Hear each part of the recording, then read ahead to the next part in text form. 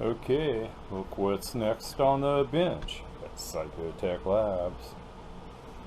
So, we have our Nomad boards. We're going to pretty much completely rebuild this. New Nomad boards, we're going to mono band it and just generally make it like brand new. So that's what's next on the bench at Psychotech Labs. Let's get to pulling these tins off. Get to work. Okay. Here's a little look at the other side there. Okay. This is really important. We're going to be monobanding this. There's two aspects to the monobanding. You have your pi network that has to be rebuilt. So we're going to make a resonant 11 meter pi network on the output side. And the input tuning. Okay. We've already got some good stuff here for the input tune. It's controlled by this switch here. What we're going to do, we are going to solder that pin to there so that this won't turn, locking it in the 10 meter position. 10 meter, 11 meter, all pretty much the same. So that's what we're going to do right now before we do anything. We're going to fuse this little rotary switch so it can't turn. That'll lock the input tuning in for the 10 meters. So before doing that, make sure that the band switch is on 10 meters, which it is. Okay, we're going to go ahead and solder that up, and then we're going to there's a coupler that we're going to take and uncouple the connecting rod, and that'll finish up the input side. So neat little trick. Anytime you're doing this kind of stuff, try to use the original input, and you know, usually they're all kind of the same. Find your section of the rotary switch that's controlling your input, solder it so it can't move, and bam, your input tuning is done. So let's get that done. We'll be back. Okay, so now that we have that soldered, we have to carefully flip her over. And yes, I've already discharged the caps. Definitely have one bad cap for sure. Okay.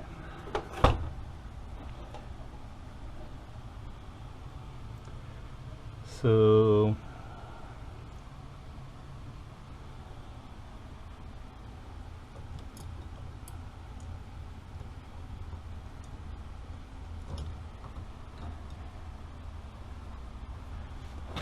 we'll get in here with a long screwdriver,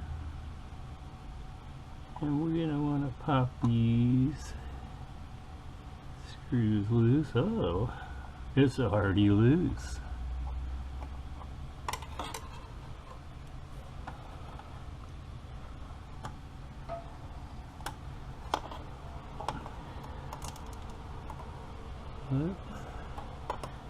Let's get our magnet tool and fetch that screw.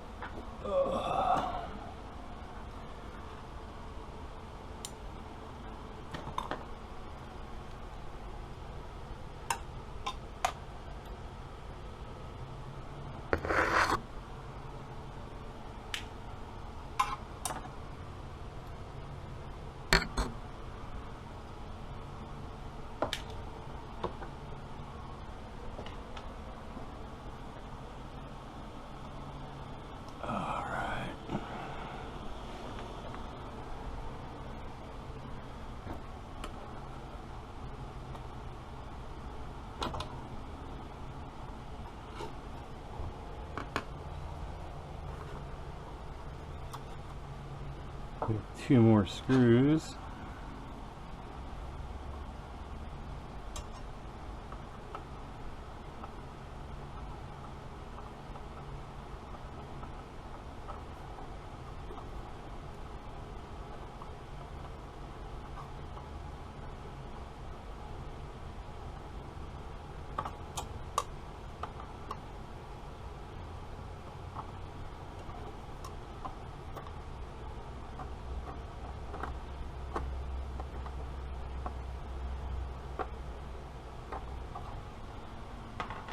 They're gonna put up a fight. So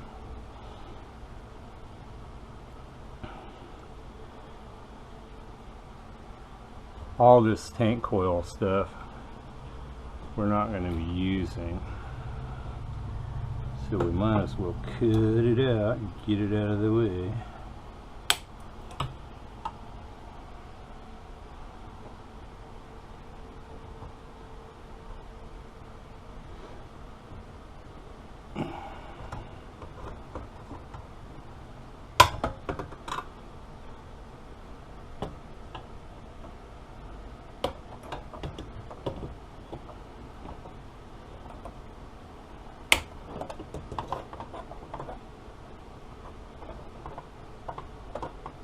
This is all optional equipment now.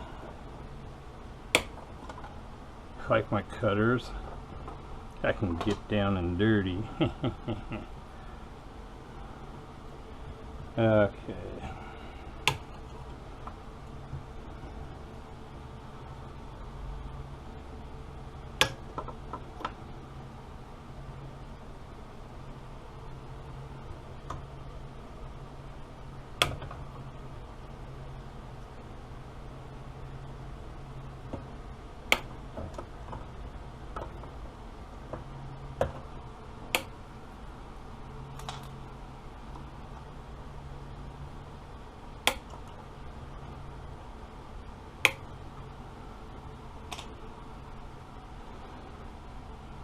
Okay. Now let's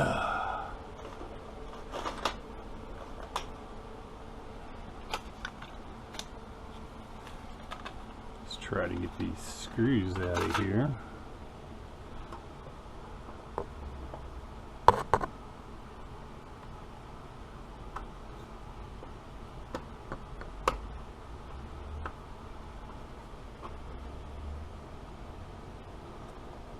Okay.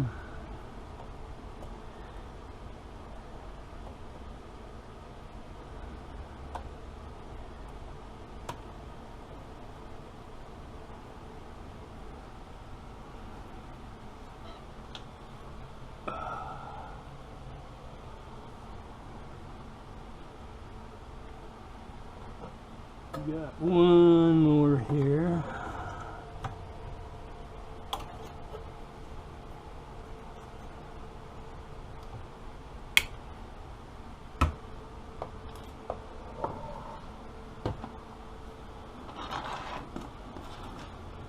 Okay,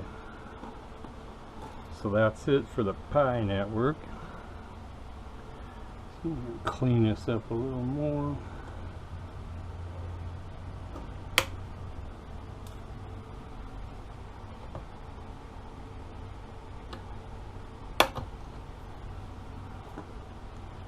So this switch is now null and void. If somebody did want to turn it, it's not going to affect anything because we've decoupled these 2 shafts. Yes, very important, you decouple the shafts. So the RF power makes its little journey out of the tube, and get high voltage here, and then this part ends up going to a cap to ground. This deresonates the RF power, and then anything that's left gets shunted to ground. So then the RF power only has one path. It has to go through this capacitor. Remember, capacitors block DC voltage but allow AC to flow through them, and your RF power is basically AC because it's a sine wave. So all this high voltage gets blocked by this capacitor, but your signal, your RF signal, goes through to this capacitor. Okay, that's your tune. Now we need to make a tank coil to go in between these two capacitors. Okay, we have to calculate out the microfarad we need. This is your antenna load. This is your output. So basically all we have to do is connect a tank coil across here,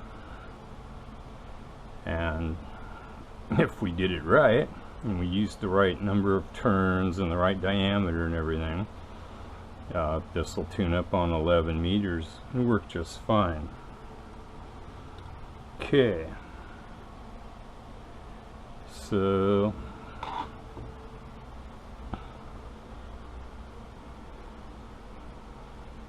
we're going to go ahead and basically flip it back over. We got all these Nomad boards to replace the parts underneath here with, so we'll get to doing that. All we have to do is rebuild this so we have our tank coil going between our two capacitors, our tune and load. Tune is your plate tune. It's called out because it's hooked to the plate. And then this is your antenna load, okay, because it's hooked to the antenna. So there we go. She's gutted. Input tune is locked. So yeah, now all we gotta do is put the Nomad boards in, finish building our Pi network, and we're done. Yay. I know I make it sound easy, but it's not. We'll be back after these brief messages from sponsors we don't have. Okay, welcome back to Psychotech Labs and the Pride dx300 project. Okay, we're going to swap out the high voltage section. So, transformers. High voltage is always 2 red wires. We have to isolate 3 wires to do this. Okay. This wire here is null and void, as in no longer needed. We'll get back to that. Alright.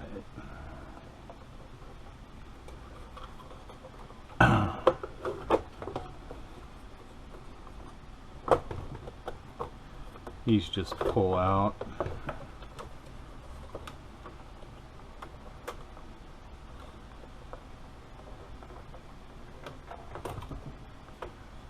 Okay.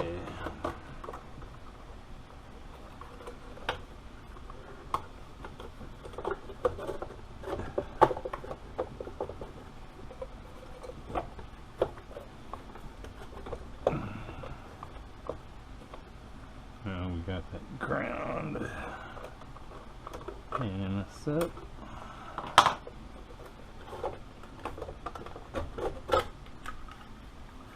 And there we go, Valhalla.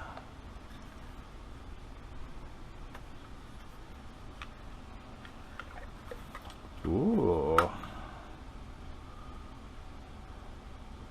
One point in time, this board sustained damage. Look at that. It's all burnt black. You can see the repairs somebody did. Alright. The caps. I don't know if you can see that or not. It's bulging right there. It's bulged here. So when they bulge like that, they're definitely on the way out. So yeah, these caps somebody had replaced. But if you're going to replace them, you should replace them all, because yeah, these are going bad too. Alright, it's enough playing with the old parts. Now, this part of this project is pretty easy. Somebody with common sense and basic electronic knowledge and a good soldering iron, speaking of, we should turn that on and warm it up. Anyway, they could do this job. However, when we get into this board here, we're gonna have to pull out, and we're going to be replacing some parts in it, and then we got to install the low voltage board.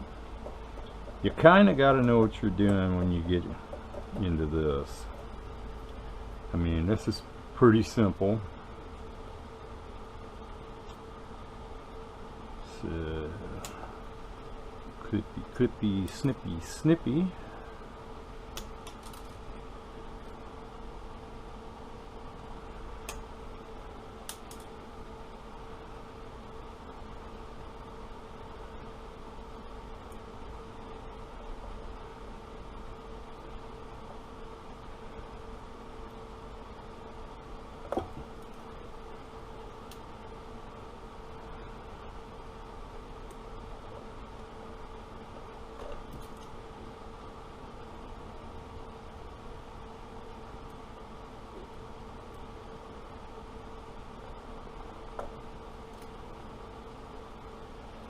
All right.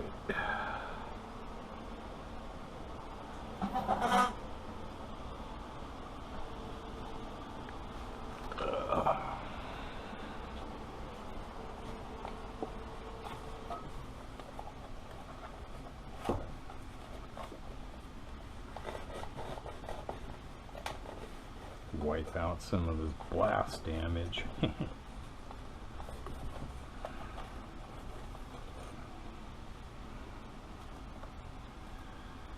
Okay, so this is high voltage wire we're going to be using for the negative.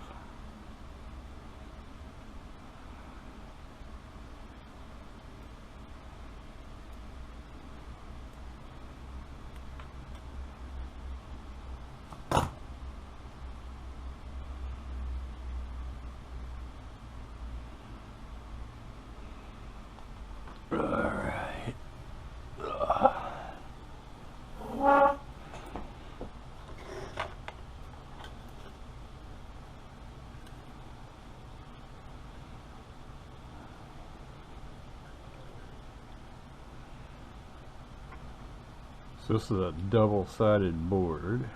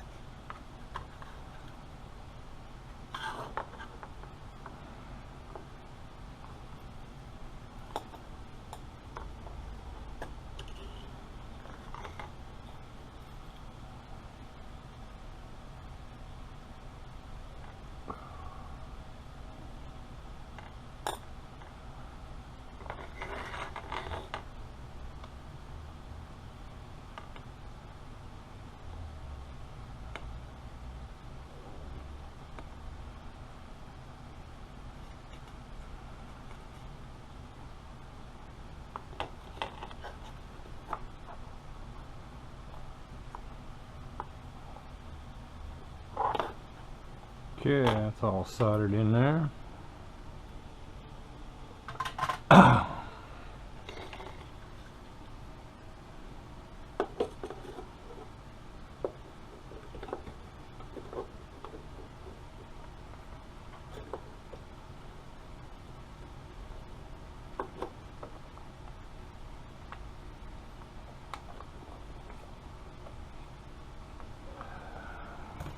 Okay.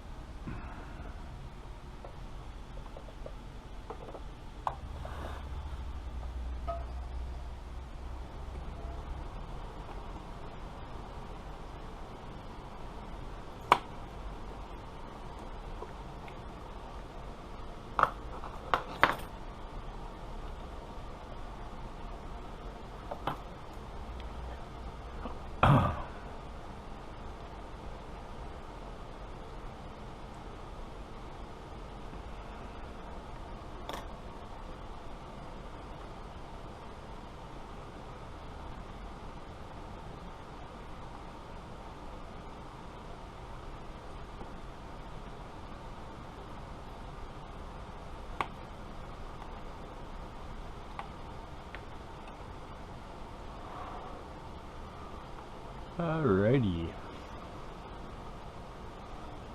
So we got that soldered in there.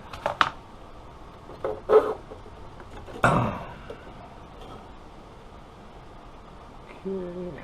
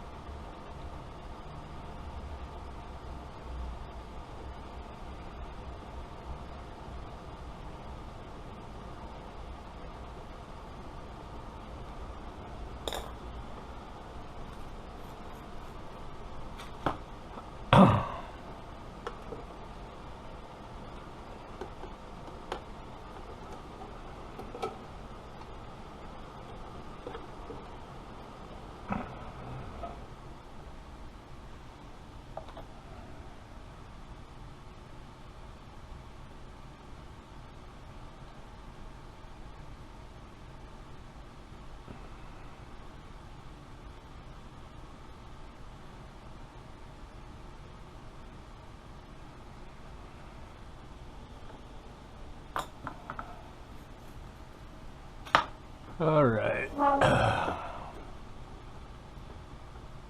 So there again, it's a double-sided board. So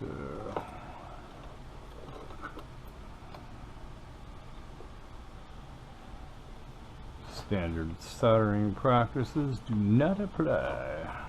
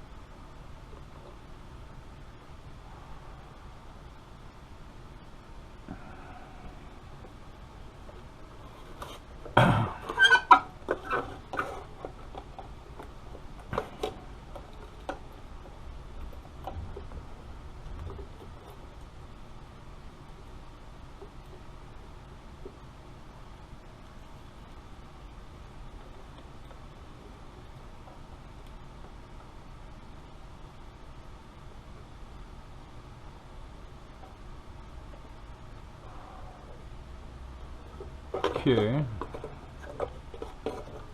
After you've done that, then you need to go back under here.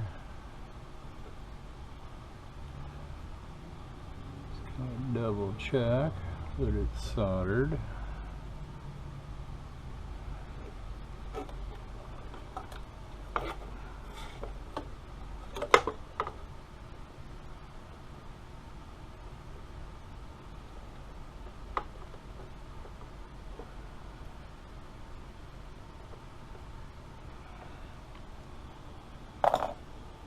All right.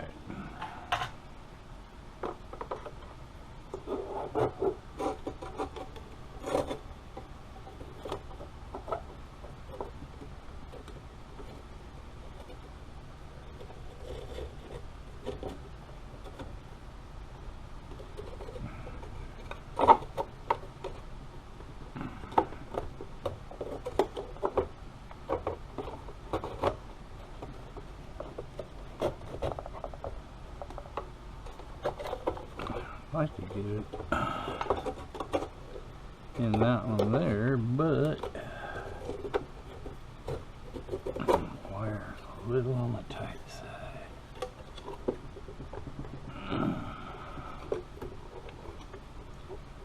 Or she's putting up a fight.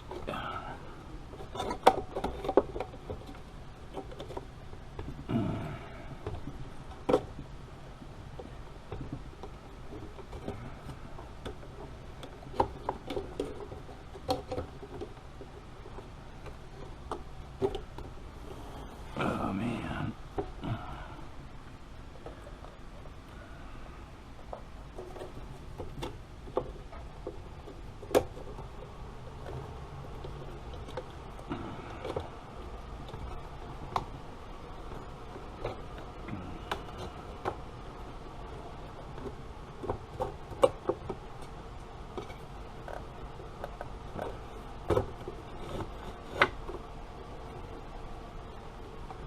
There you go.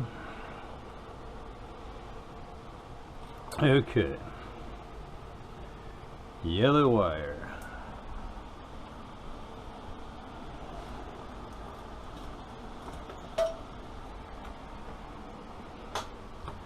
Those are gonna ask, oh man, what about the yellow wire?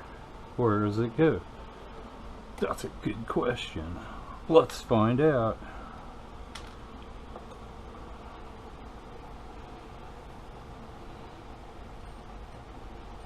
It goes right to there. This is getting taken out. And yeah, it's null and void. So yeah, we'll be removing that. We're also going to remove the biasing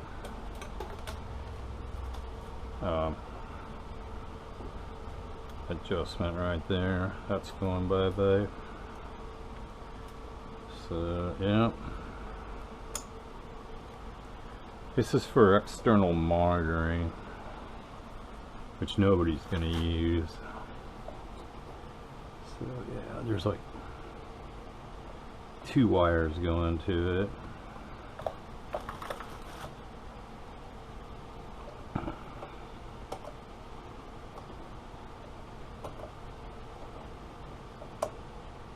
Okay. So yeah, we're going to be removing that, and we will be using this hole. So here you go. High voltage board is installed. That's your old parts right there. And then what holds that is the bottom plate. When you bolt it down, it locks that board in so it can't move around. Wow, that was fun. Okay.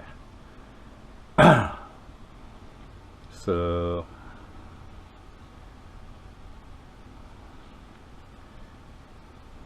we have to unmount this board here next, and that's not fun.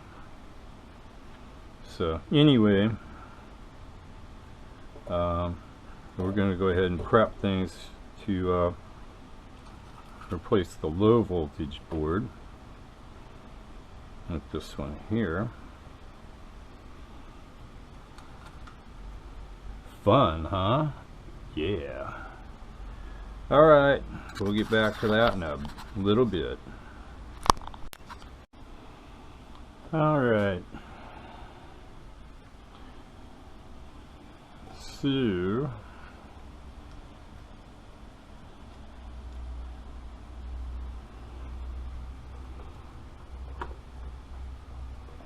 we're gonna get this thing all prepped and ready for action.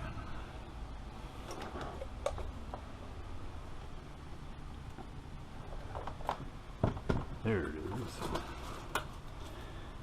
So this thing's gotta go. This might be fun. It's got one of those little snap clips on it. They're basically a one-way deal.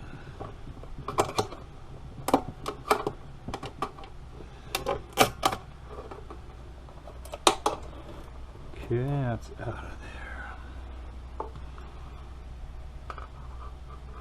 there. Okay. Next we need to take the biasing adjustment. It's got to go.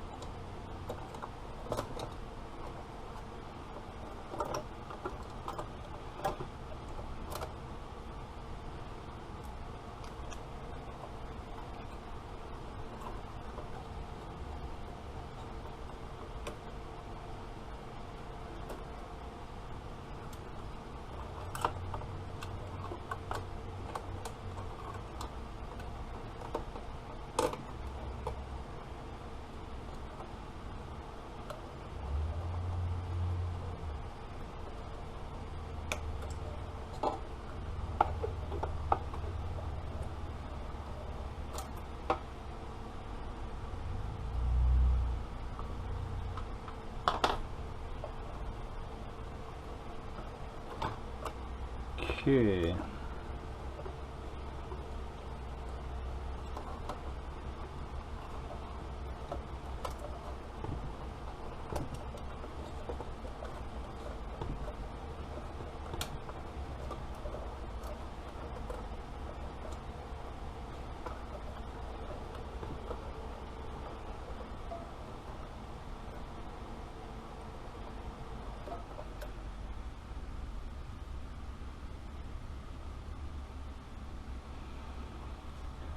So at this point here, we're going to take a quick break. Yep. So let's take a quick break and we'll be back. I gotta go to the men's room, take care of some business.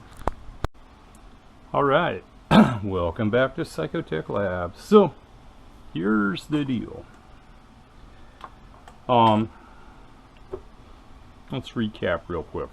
We have installed the new high voltage board. We have removed the BIOS variable resistor. We've put a plug in that hole and then drilled a hole in it so that we can mount this. Now we're going to have to do some soldering on this board. So basically, if you look on the internet, there's lots of videos showing techs doing the high voltage board. Most of the videos I've seen, and I've done this too, they just replace the caps here on the low voltage board, and that's pretty much all they do. We got some components here.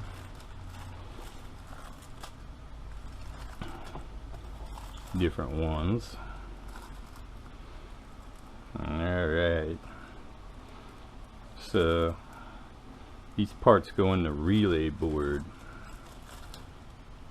This one I believe is null and void.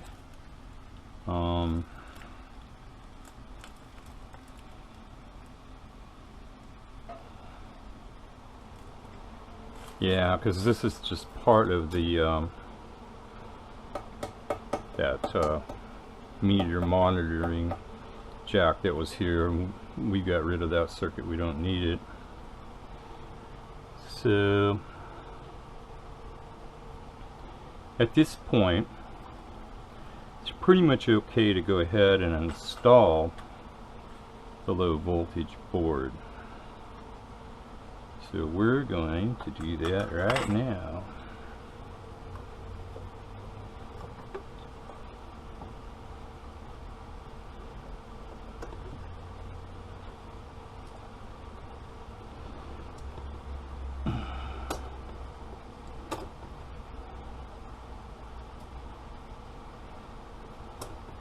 Take pictures too, by the way.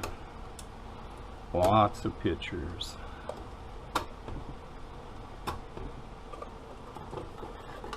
Ta-da! Why take pictures? So you know where things go, in case you have a boo-boo.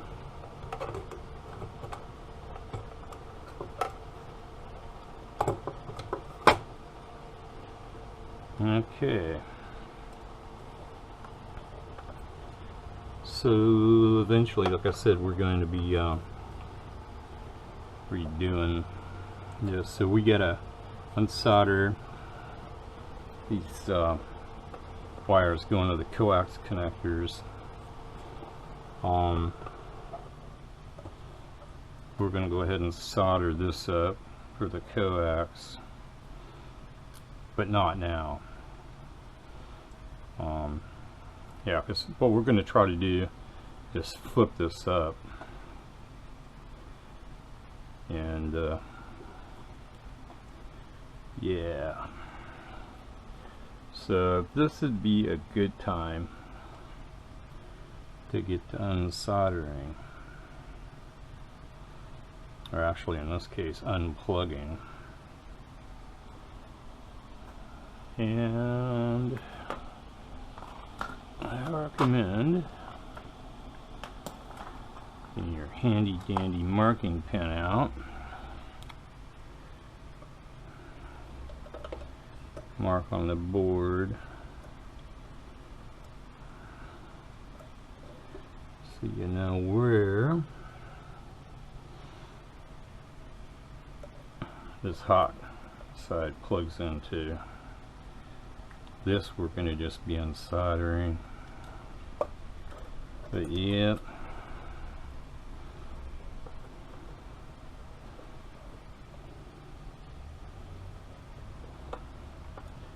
This wire here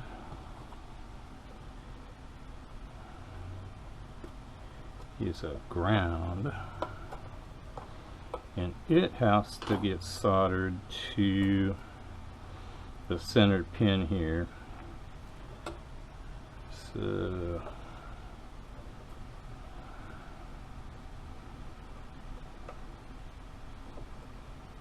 or no, not the center pin there.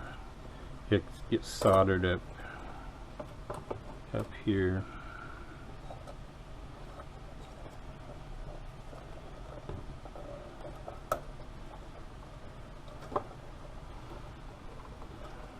Sorry about that. Yeah, it gets soldered up here.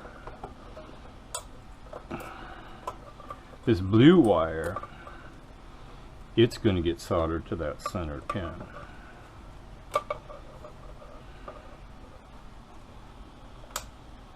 Alrighty.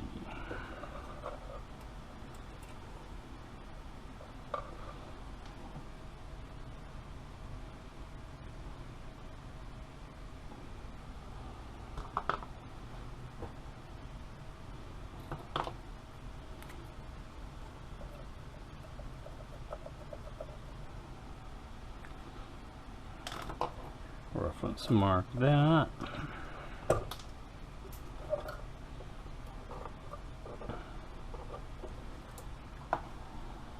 Dropped our little plug.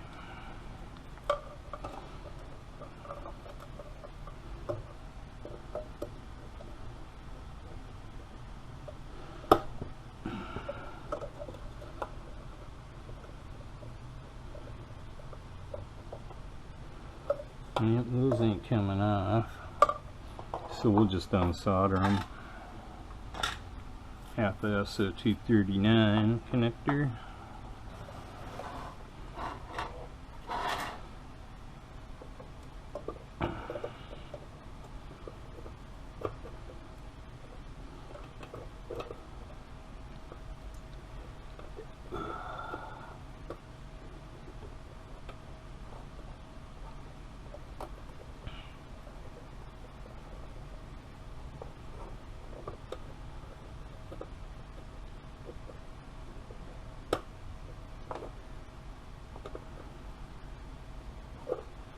Alright, we're going to have to take a break, let the soldering iron cool, and switch out the tips, so we'll be back in a bit. Okay.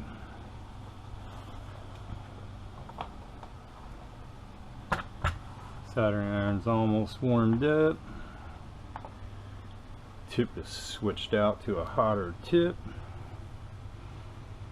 Let's see if we can unsolder some of this stuff. Then we can tilt the board out and be able to solder. This relay board's a one-sided board, so we have to only solder from the behind there. So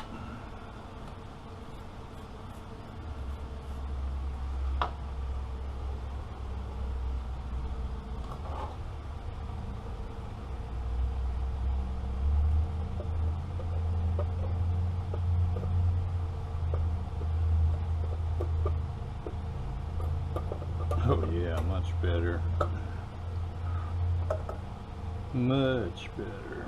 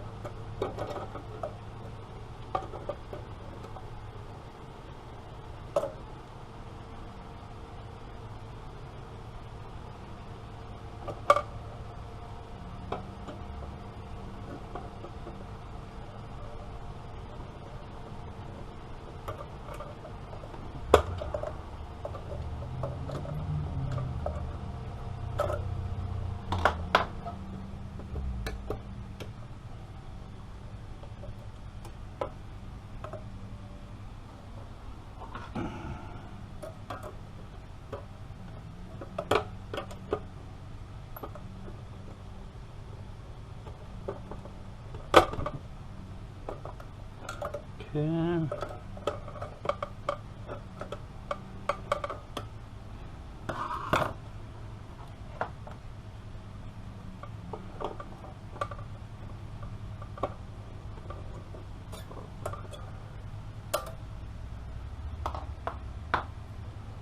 All right.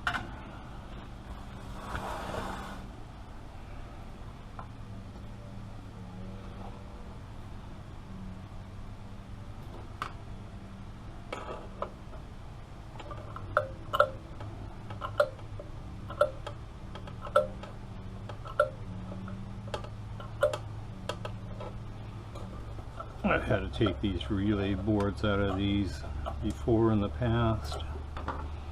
Usually to replace the keying transistor.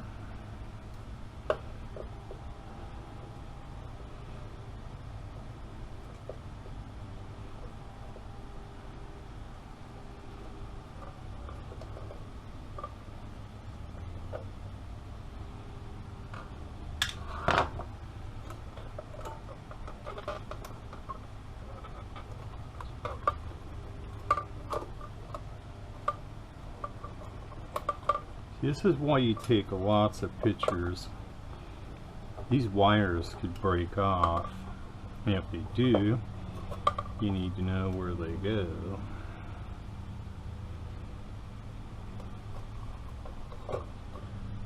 Okay.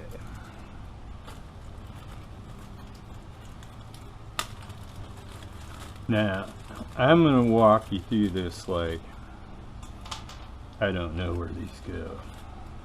How do you find out where they go? Okay. It says replacement for R44 and R45. Nothing on this board is marked. You're supposed to use 2 of these in series.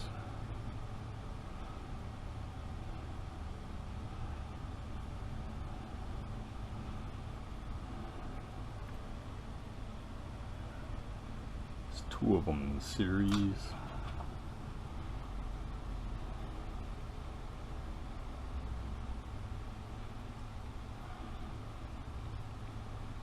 Two of them in series are R44 and R45.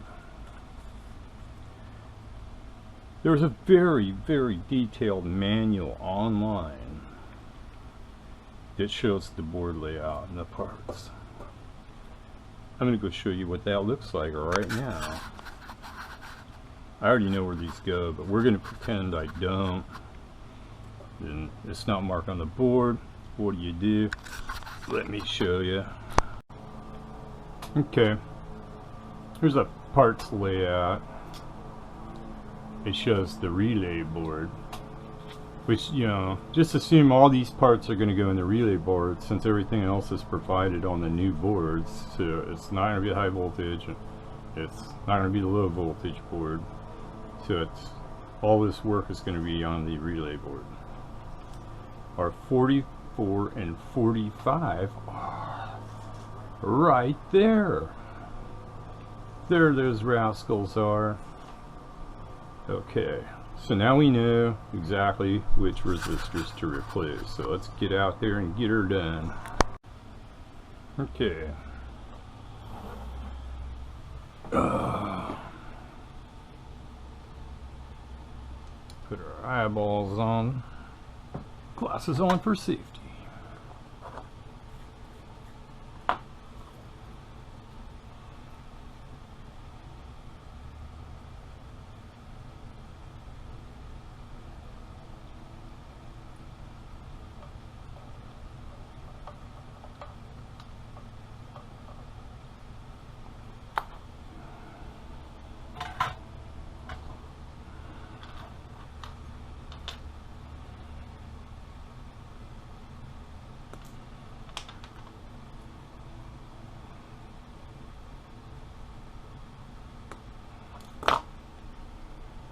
All right.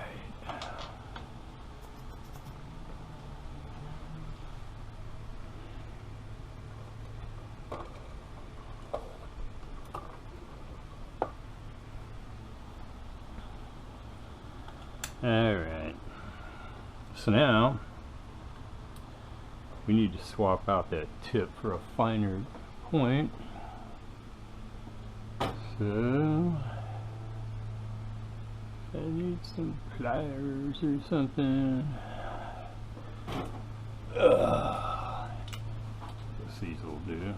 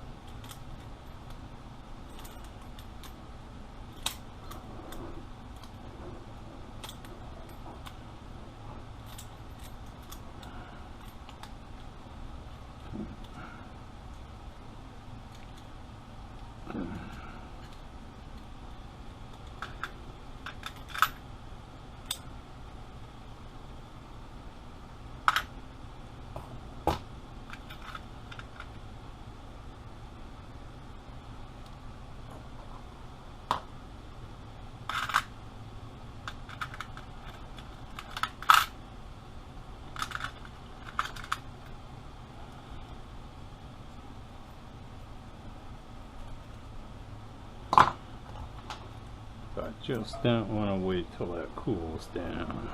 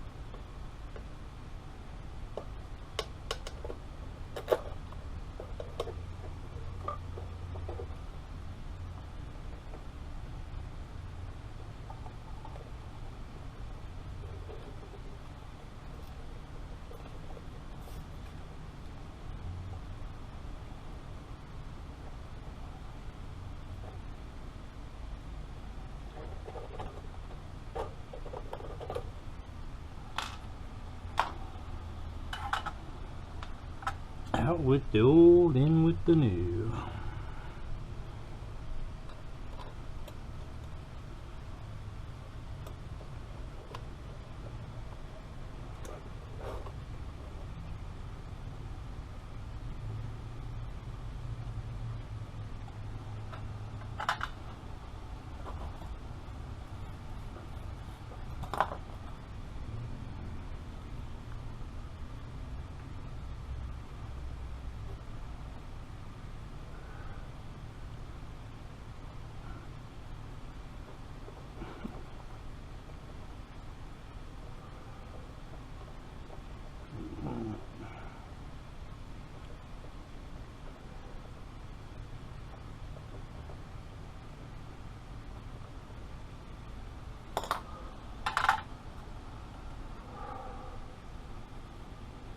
So by the way, no, I'm not breathing in the smoke at all.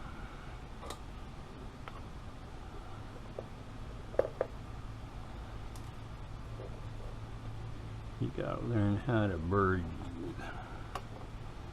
If you breathe out, you blow the smoke away from you. And that leaves you clear to take another breath.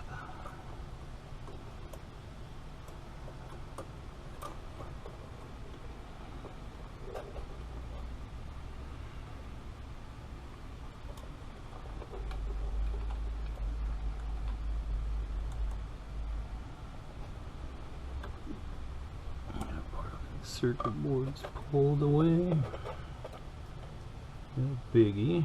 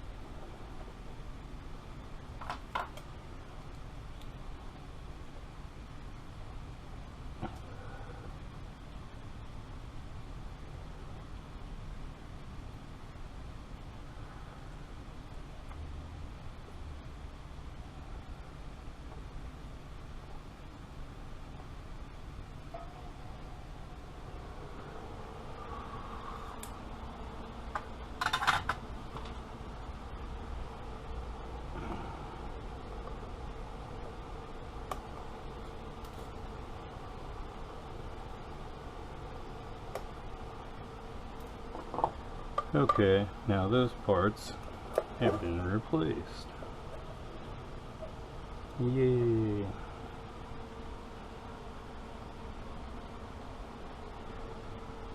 Okay, so we got more parts here. A bunch more. And a little note.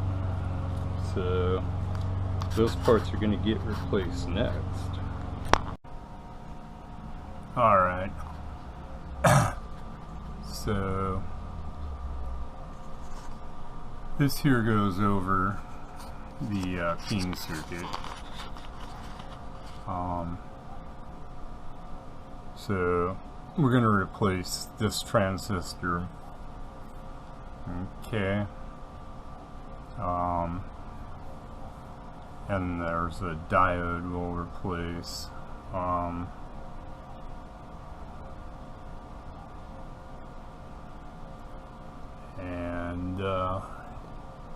Definitely we are replacing that key transistor for sure.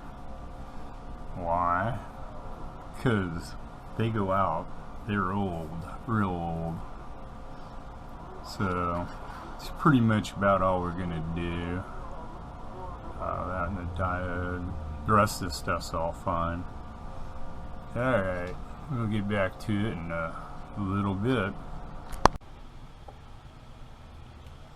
Okay. So it basically says you go to Nomad's website and it shows you where to put these parts. Oh boy, we.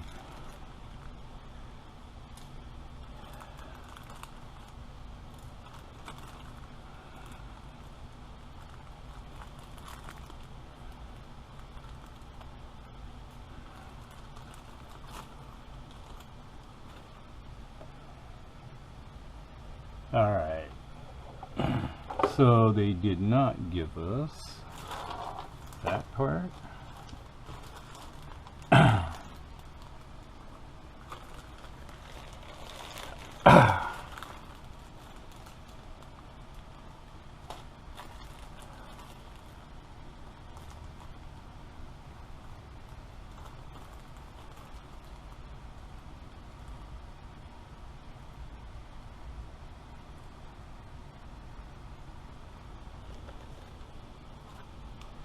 Alright, so I want to replace this capacitor here, and I didn't get one. We'll get to that first. Let's pop this tranny out. So you can see why now. I didn't put this in yet, and I didn't put in that circuit breaker yet, because they'd be in the way of this board, and also I left these wires loose. Same reason. To identify where that tranny is, it's right there.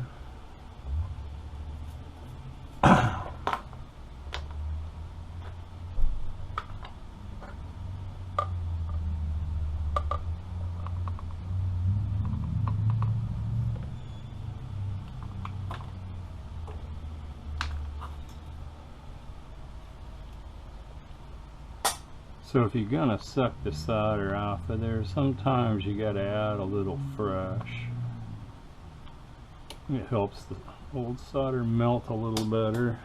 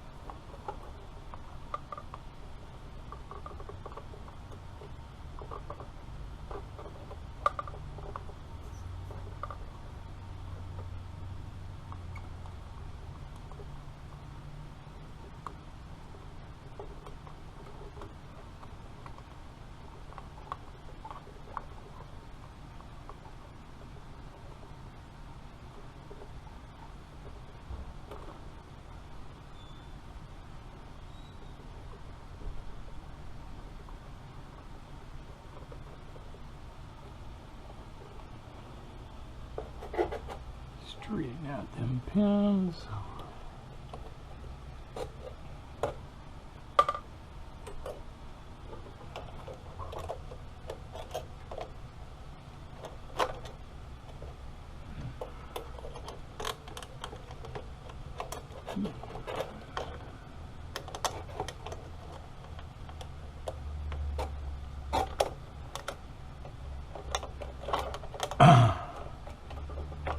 Come on out of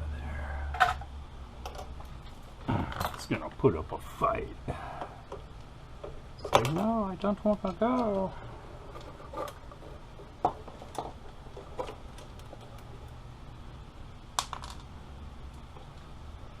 Okay.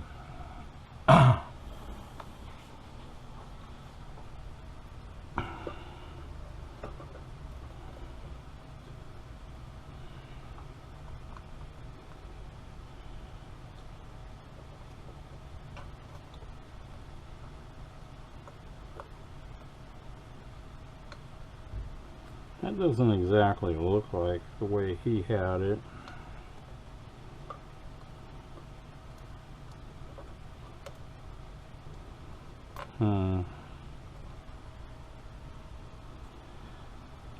Okay.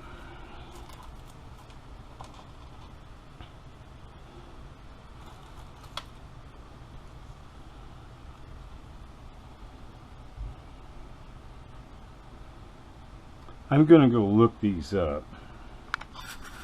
Make sure I get the pin out right. The way he showed the orientation, it looked like it was like that. No, you need 3 legs. I mean, it should go like that if the pin out is right. So, let's go look this up online, and I'll be back. Alright, so this gets really confusing if the pin out is not there. And it's definitely not the same. Okay.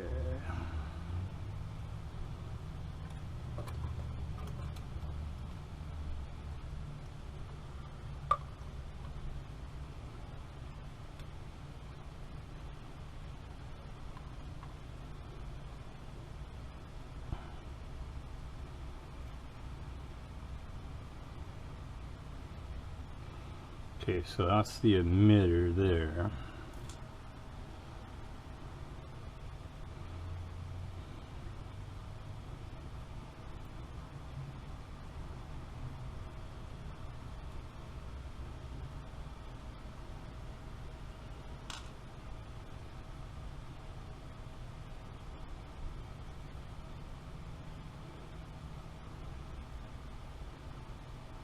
These two gotta be flip-flopped.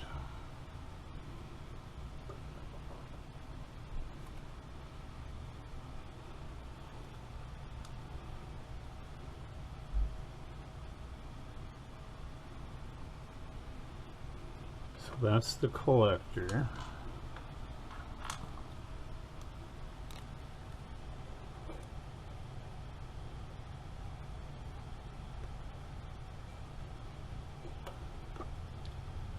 That's the emitter.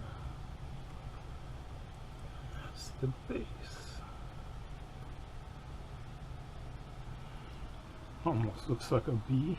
So this one, the collector's in the middle.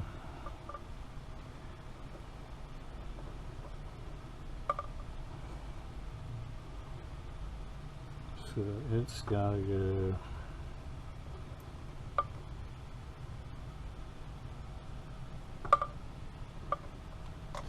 there.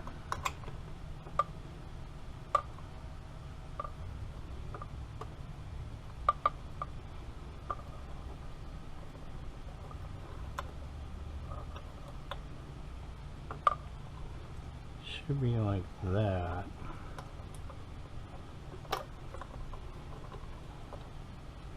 I couldn't really make out too much from that picture he's got on his website.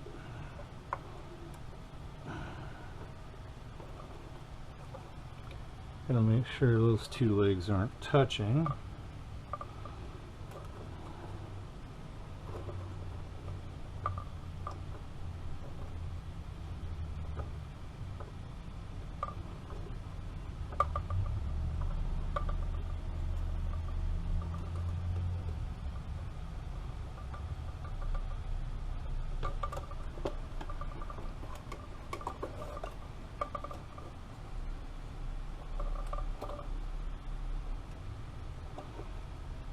Not hooking through the holes yet.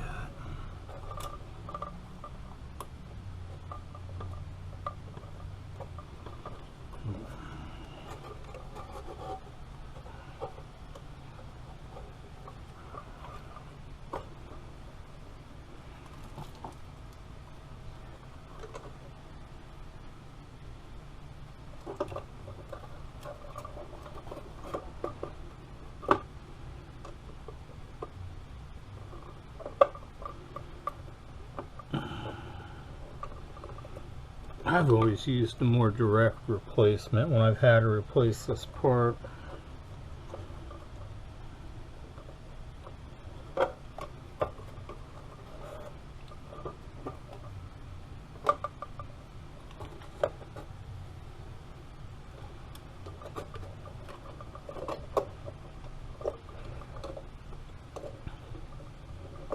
ones that the base emitter and collector pinout were pretty much the same.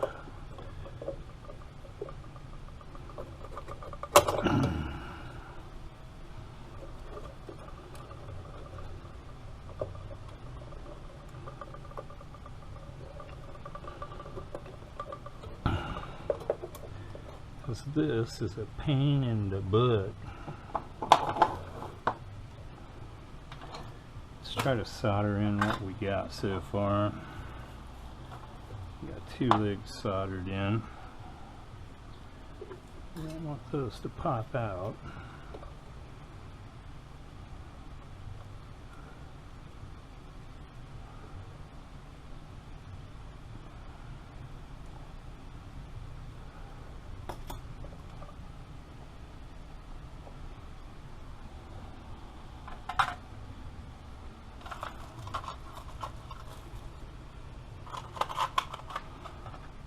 Have to ream that hole out a little bit somehow.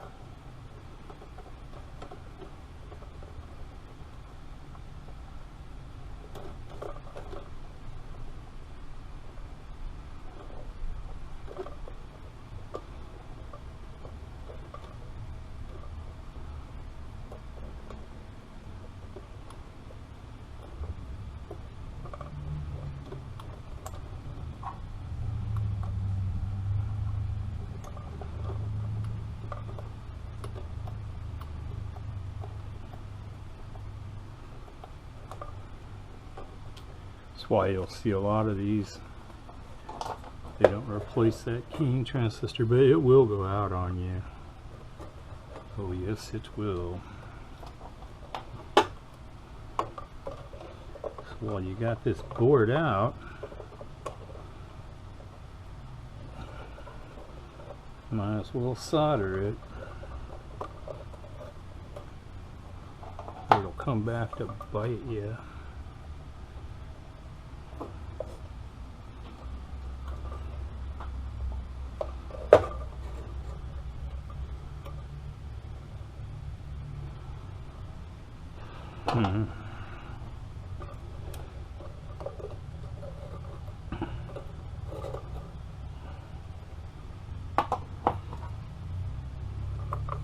Ream it out a little more.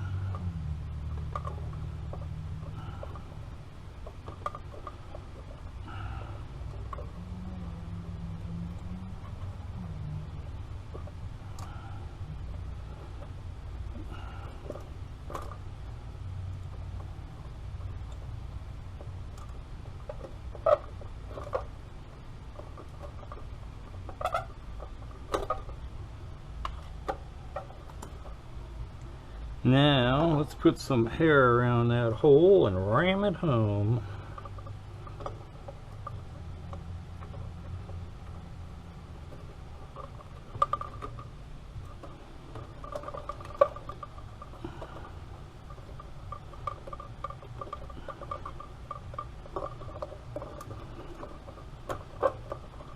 Absolutely not cooperating.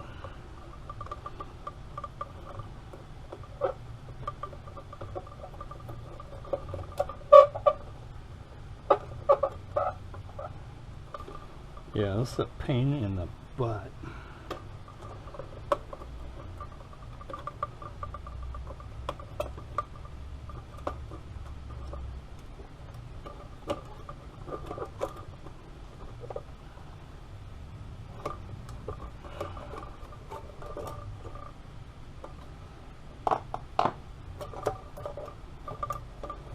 It's in there.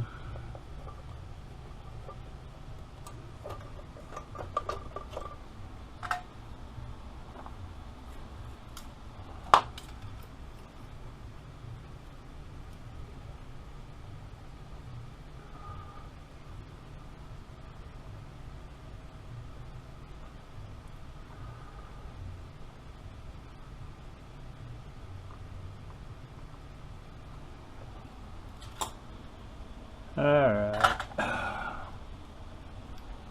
make sure we got it.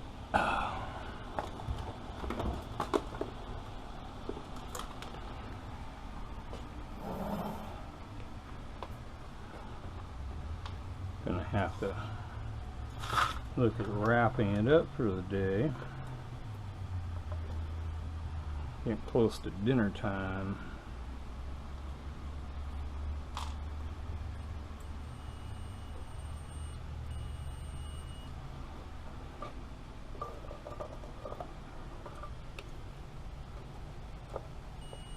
Yep, it's soldered.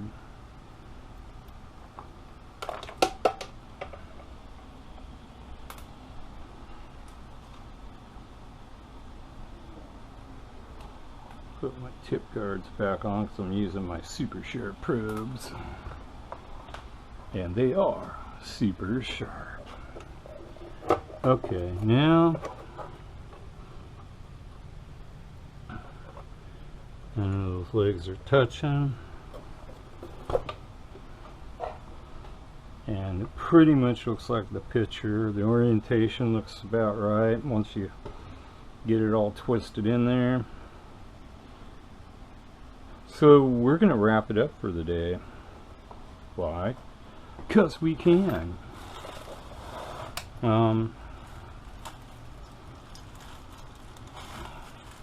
Hoping this bag has what I need. I want to replace this capacitor right here.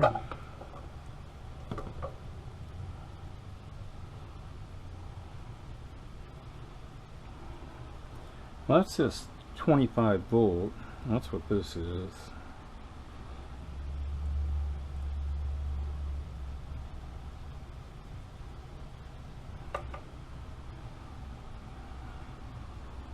So the Harbach instructions on his website shows to put a 22 microfarad 50 volt in there. I don't got a 50, but I do got a 25, which is the same as in there. So that's what we're going to use. Still got a diode to replace, and yeah. Where is it? This capacitor, I believe, gets replaced with this capacitor.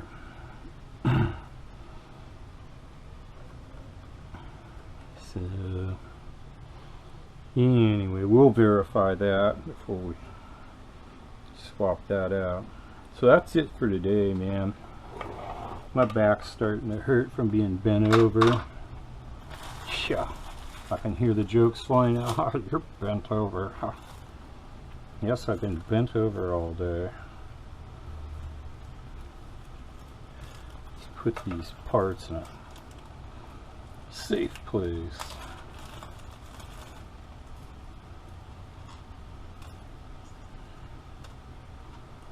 And we'll get back on this project tomorrow. Psychotech Labs, everyone. Now you know how we party on the tech bench. How do you party?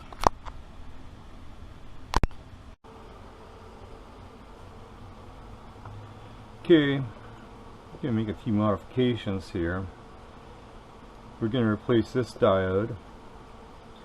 We're going to replace this choke with a diode, and we're going to replace this capacitor right here with this capacitor. Oh boy.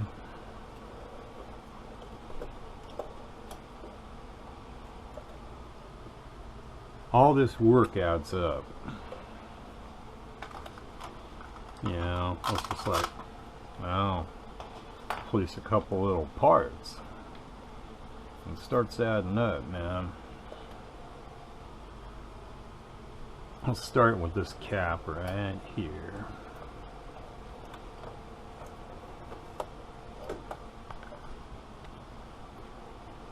So that'll be these two here.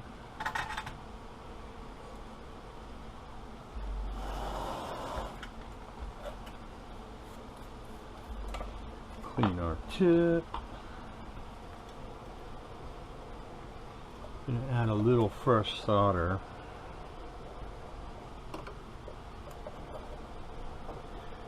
This actually helps melt the old solder.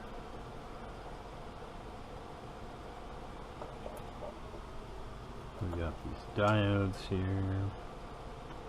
and a choke.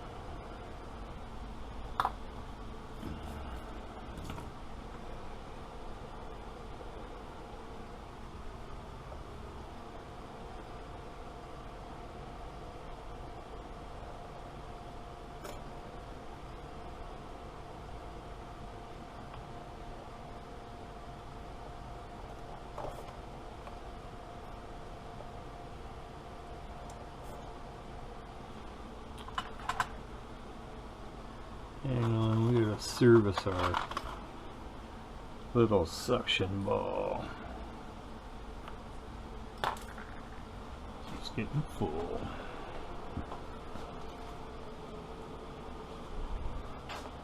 Got to dump its load.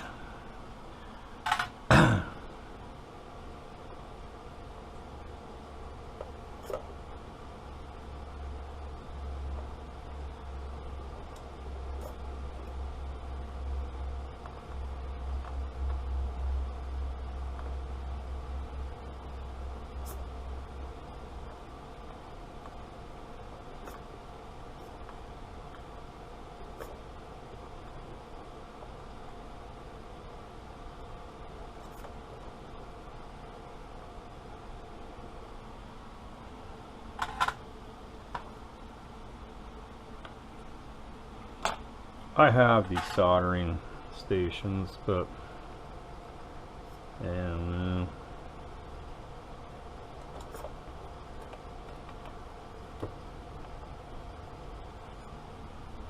kind of like the little ball. Okay, let's see if we can pry that out of there.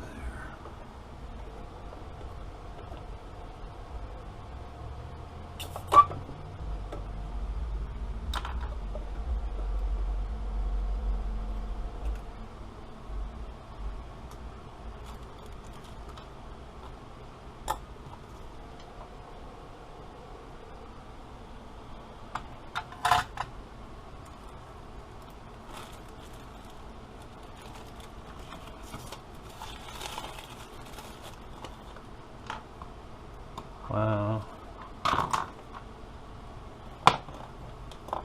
There it is. It's trying to escape. Oh, no you don't, little Cappy. You're going in this board.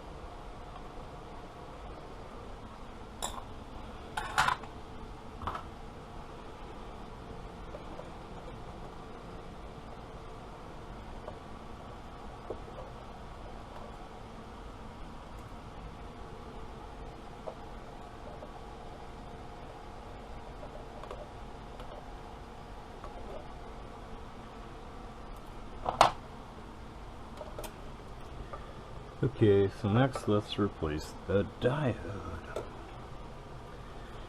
So the black stripes facing the relays,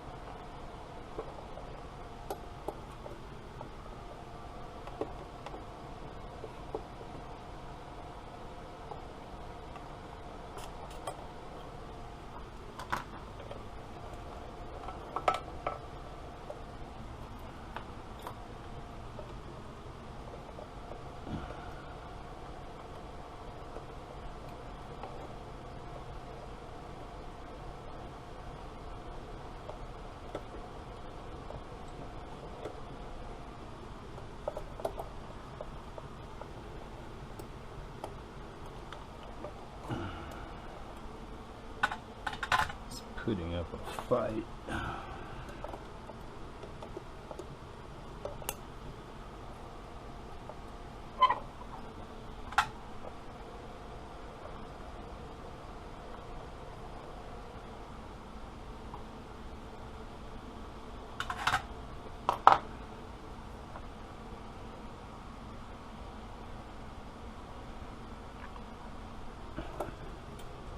Okay, black stripe face on the relay.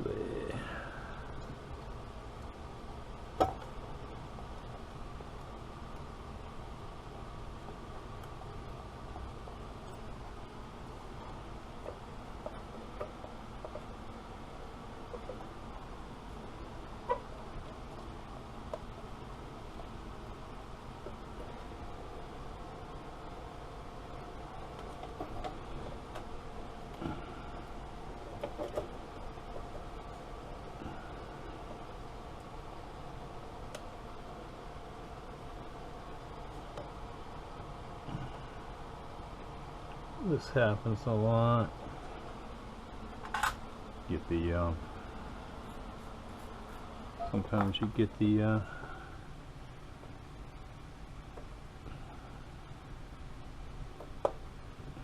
trace pull up from the board.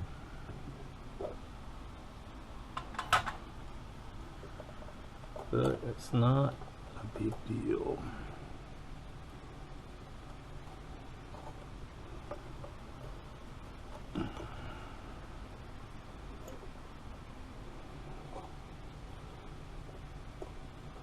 Okay, we're through the trace.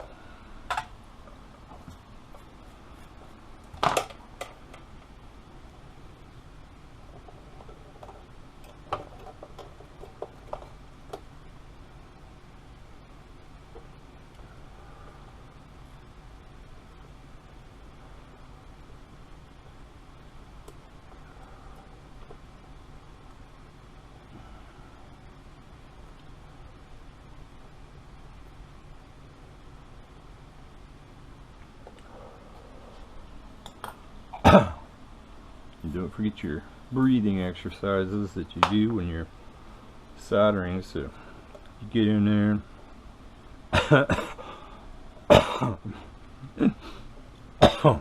excuse me, as you're soldering, you blow out slowly, blows the smoke away from you. Then when you're done soldering, breathe in, and all your smoke's been blown away, so you're not breathing it in.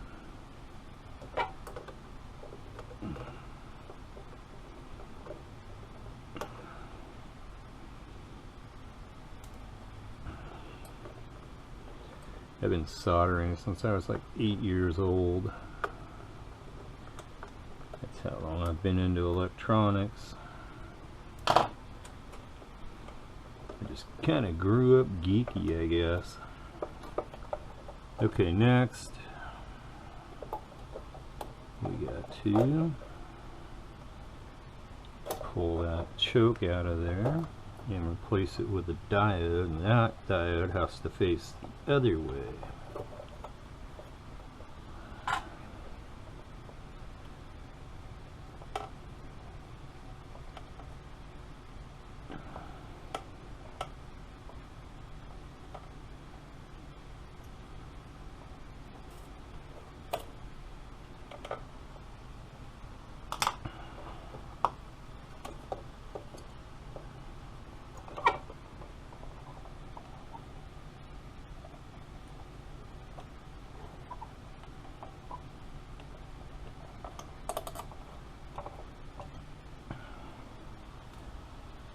Okay.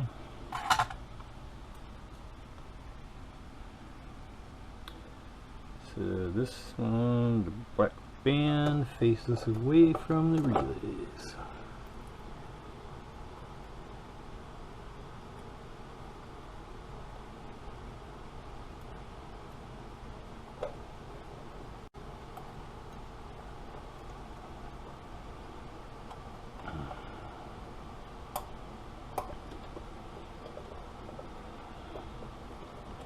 So, like I said before, the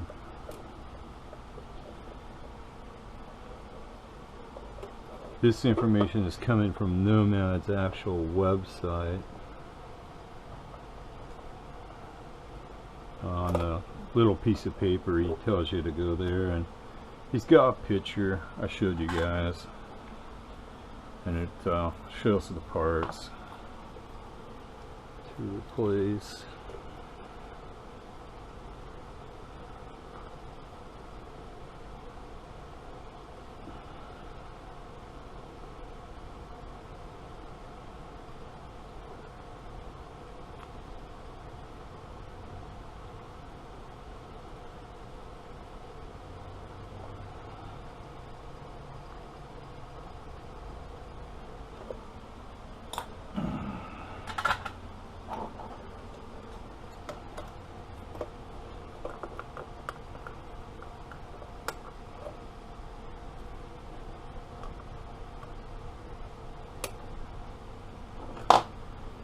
Okay.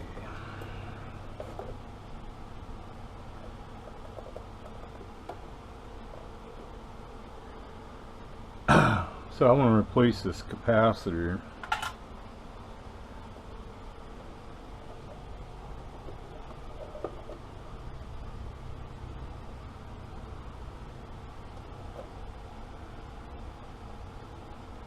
So we'll see if we can get that squeezed in. Reference mark your plus, or reference mark your minus, whichever you like.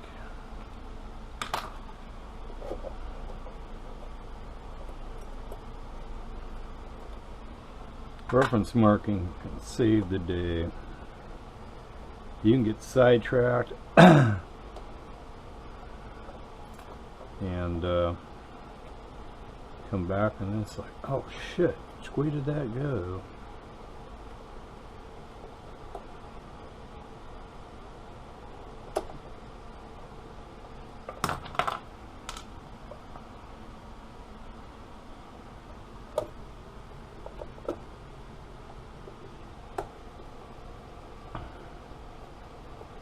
A piece of the trace is pulled up and broke. You gotta watch out for that. It's no problem. You just bridge it with the leg of the part you're soldering in there.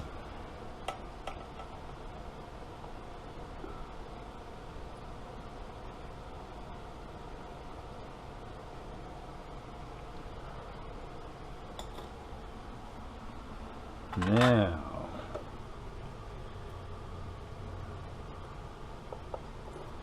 the big question is, am I going to have enough? And the answer is yes. And of course that one pushed out too.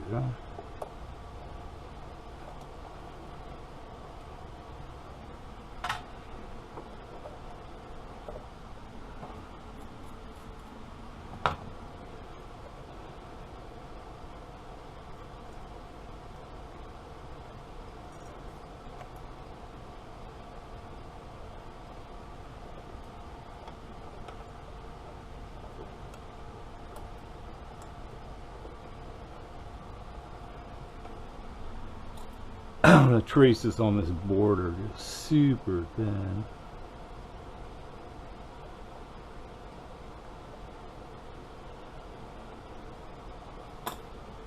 There we go. That cappy's been replaced. And I think that's it for this board. I think. We're going to take a pause and go through and figure out our next things that we're going to do. Got to make sure that we are totally done with this board, and then we're going to push these back on there, and we're going to flow a little solder on them so they got a better connection. All right. Okay, let's take a pause and we'll be back. Okay, we are done with the relay board. Next we have to put this capacitor in. It goes between pin 1 and ground of the tube socket.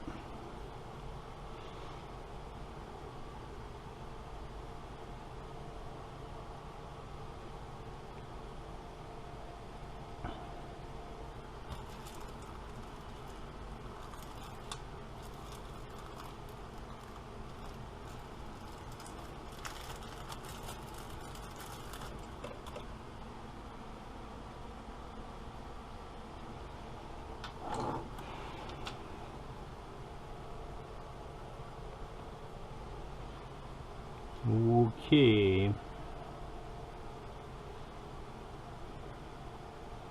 And the pinout is not marked on the tube socket. So we'll have to go look that up. Yeah, I'll be back. Okay, I lied. The tube socket is numbered. So pin 1's your screen voltage. Now there's already a capacitor there. It does not say replace it. So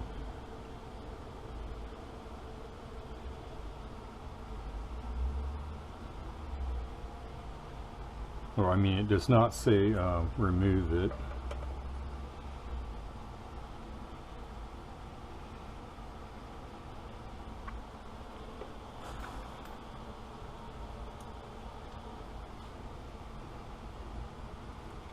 So let's try to get in there and solder this part in.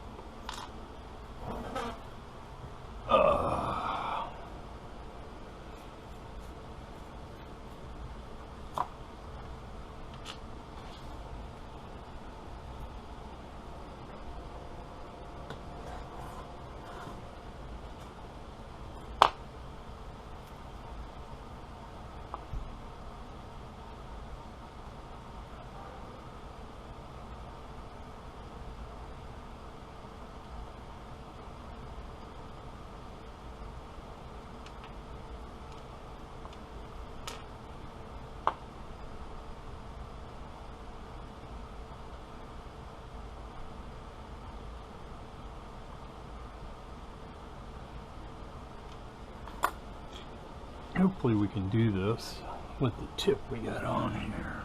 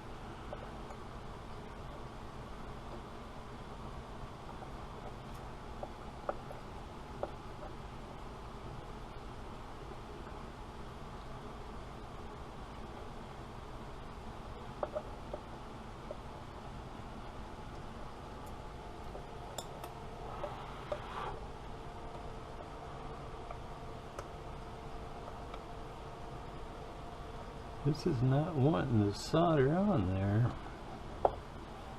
I knew that wasn't soldered.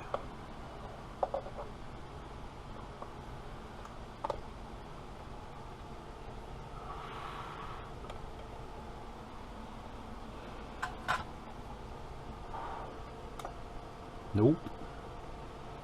Still didn't solder.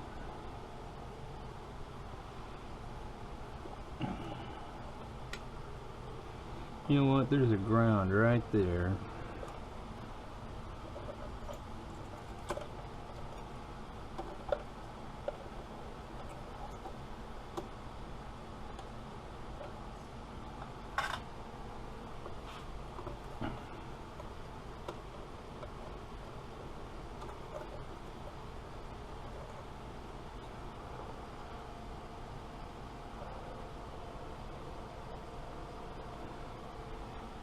There. That sucker's soldered in there now.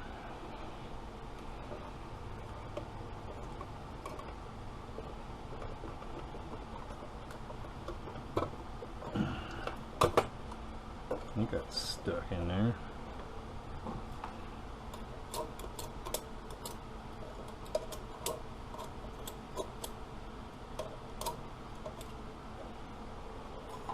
Okay.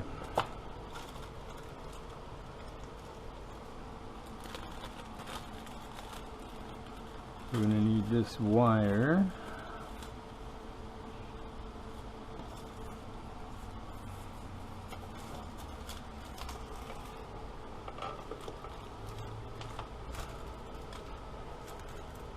So basically these resistors here are in good shape on the board, and the little note says if they're good, then replace them. This one here has already been replaced at one time with that. So, as far as I can see, it's time to remount the board.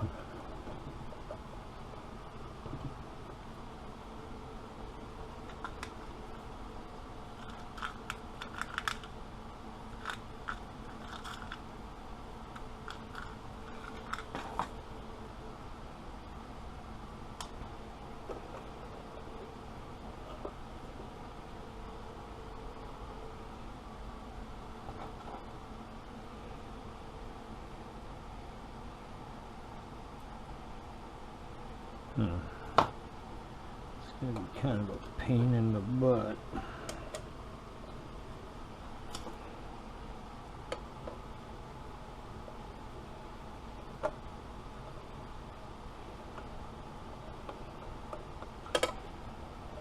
Okay.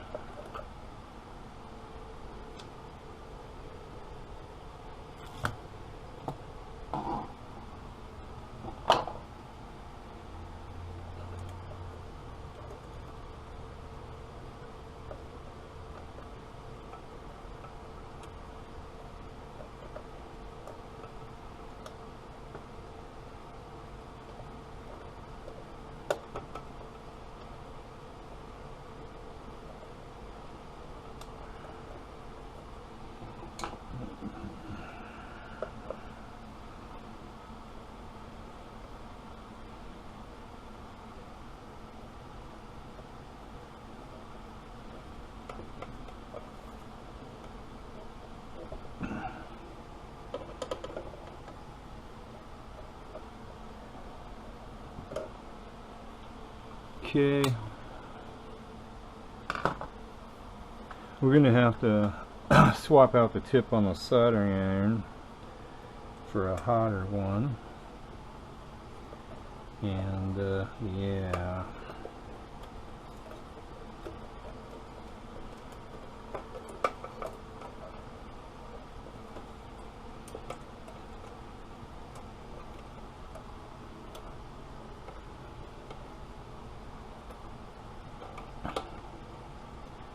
So this ground wire here goes up to there. This wire, I guess, is null and void.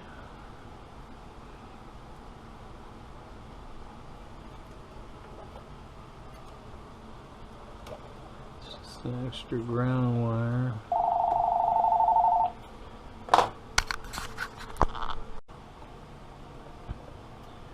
Alright, let's get to putting the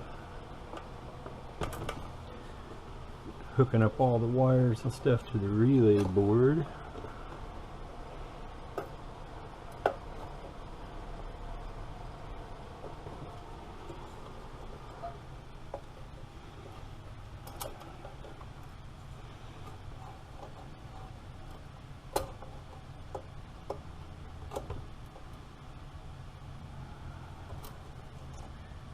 Definitely going to flow some solder on that.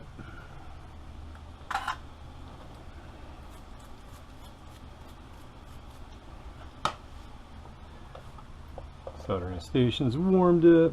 We got our hotter tip on there.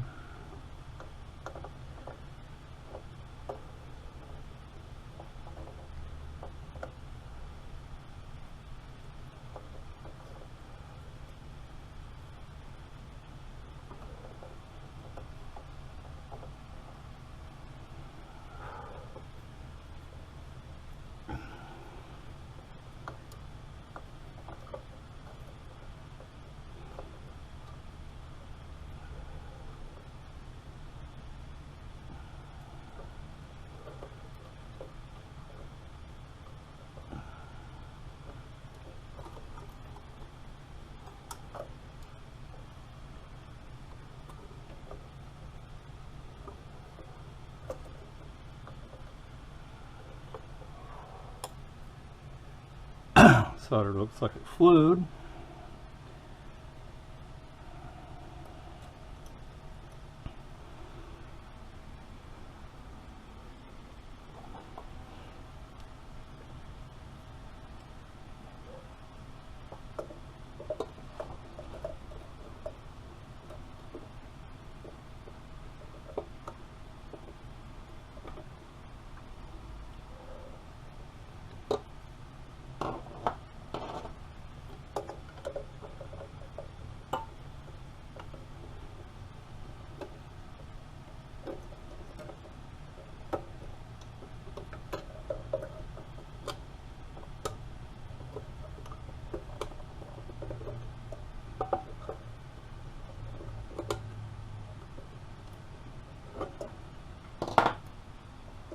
Yeah.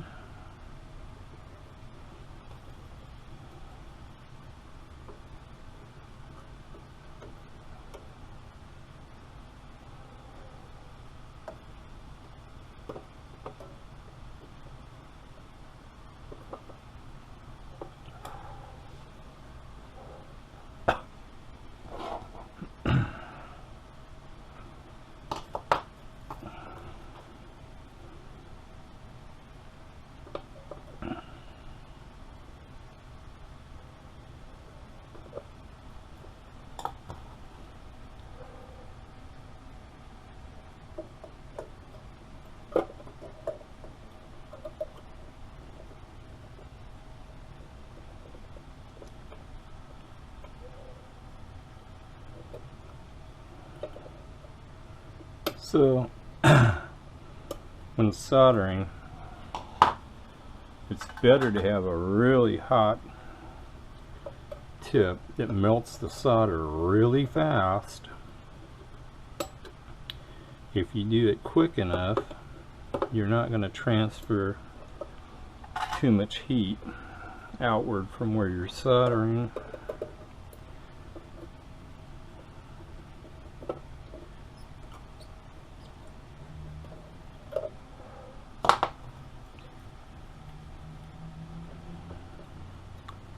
And you'll get good flow.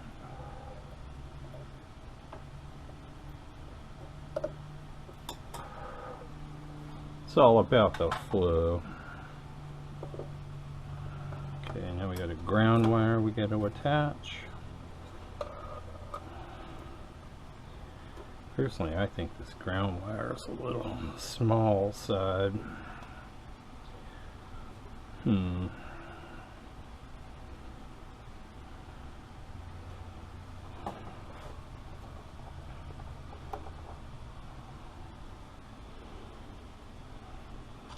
Let me scrounge up another ground wire. Alright.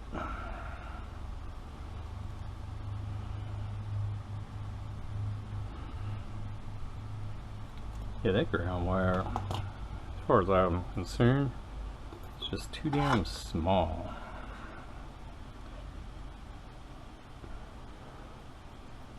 That's the main ground for the whole low voltage board.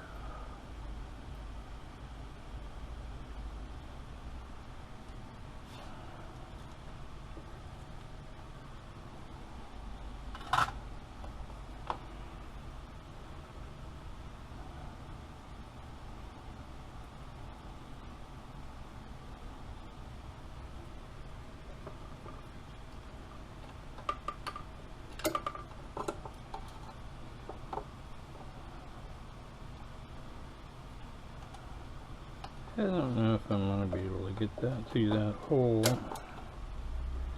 Doesn't look like it.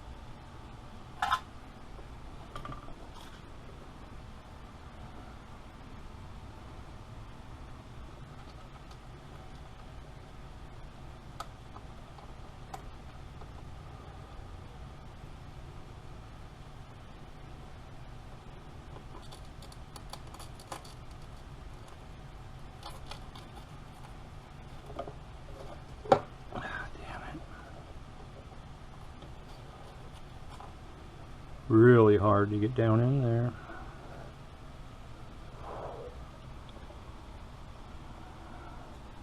But I got it. Yeah.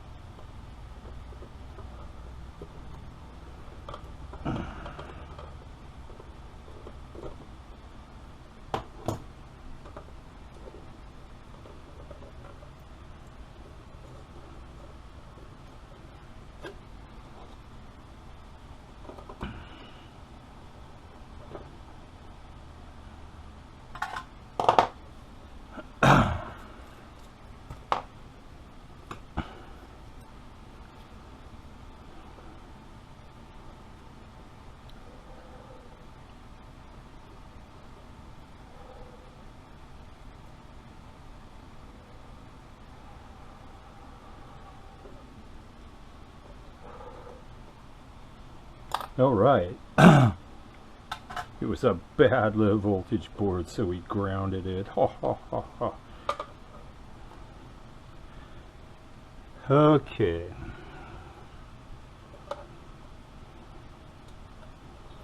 This blue wire has to go to the middle.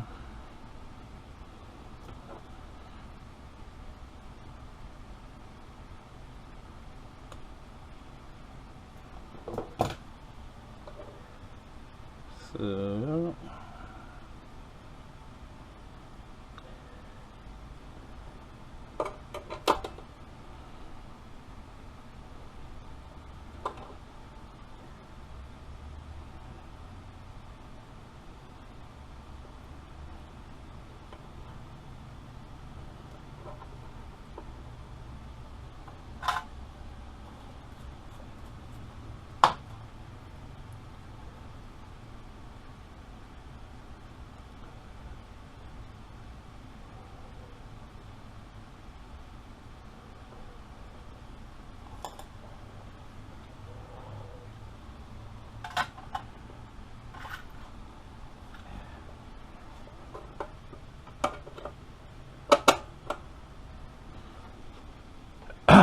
Go borrow the nut off the old one.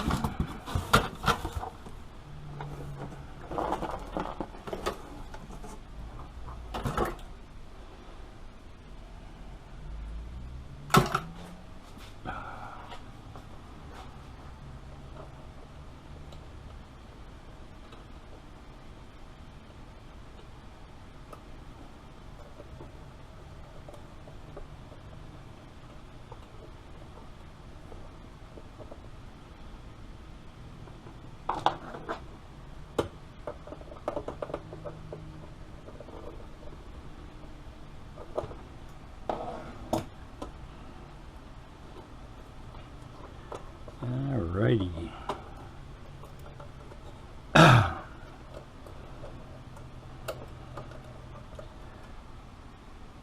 Okay.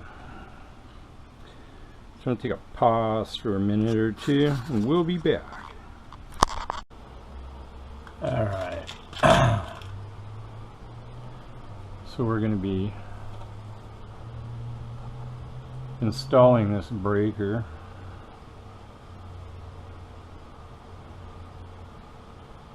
Looks like it's a 1 amp breaker. Technically it was supposed to be a 2 amp breaker, but it will. Alright, this is gonna be fun.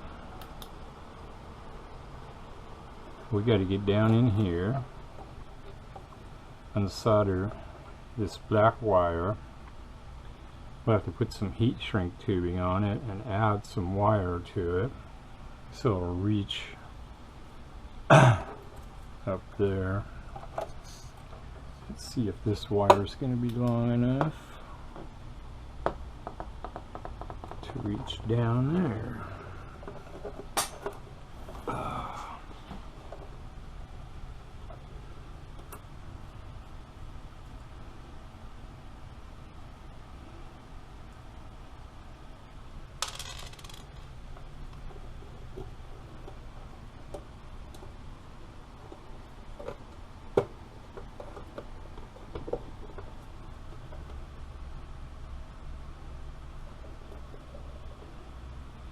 Yes, it will.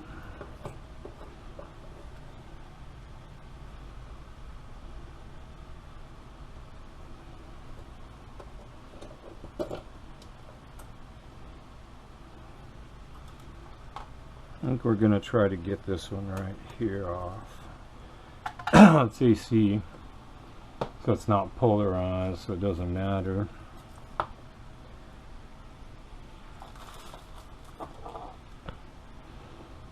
Anyway, you slice the mustard, there's no extra wire here.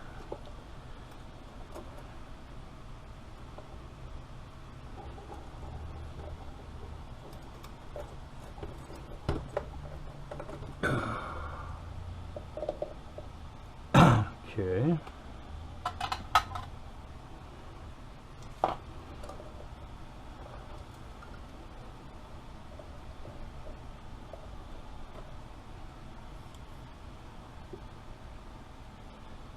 So we gotta find some wire and add it to that.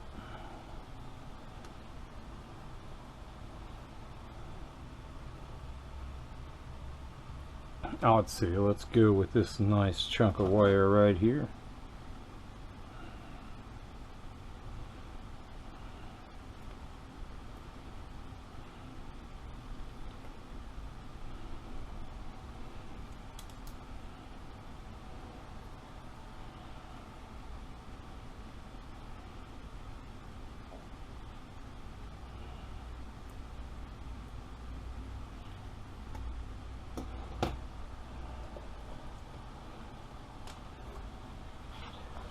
Okay, let's find some heat shrink tubing.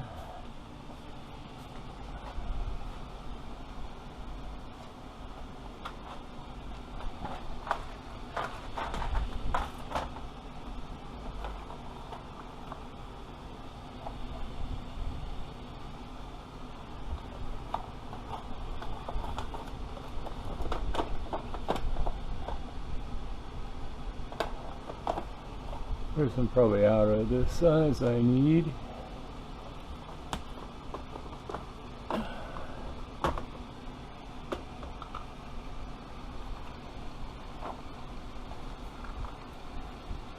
Or maybe not.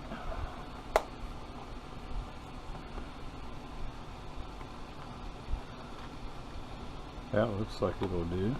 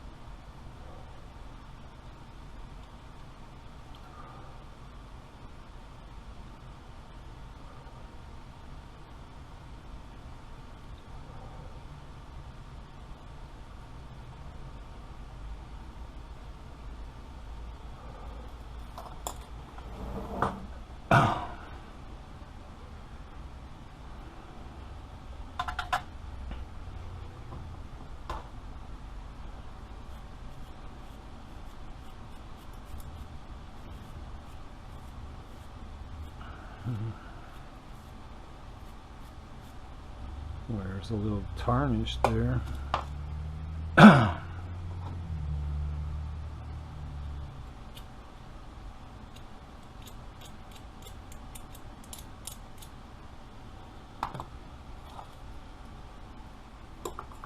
that roll solder's almost out. I'm gonna have to wear some more. I'm always running out of something.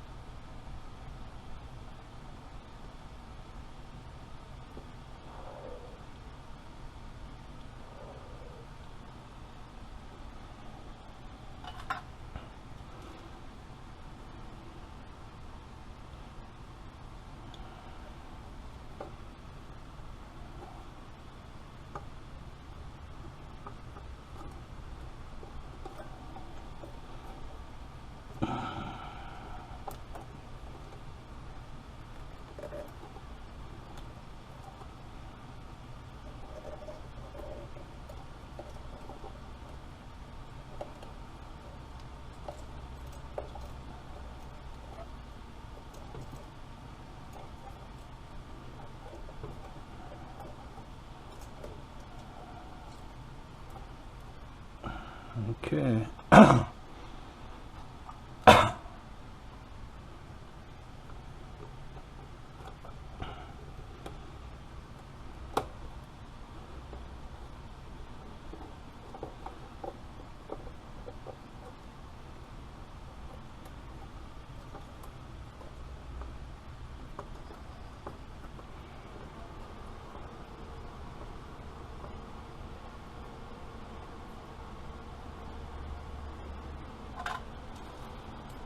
Gonna work on electronic stuff, you got to get used to working in tight places.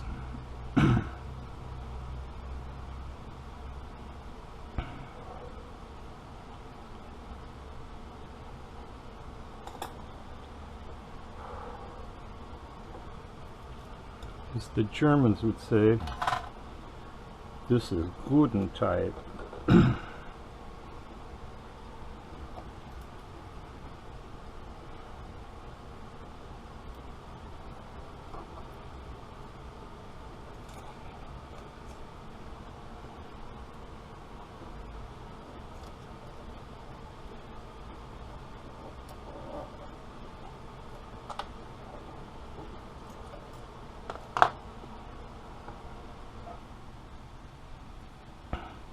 Hey, by the way, the parts kit, they give you a new wire for this ground.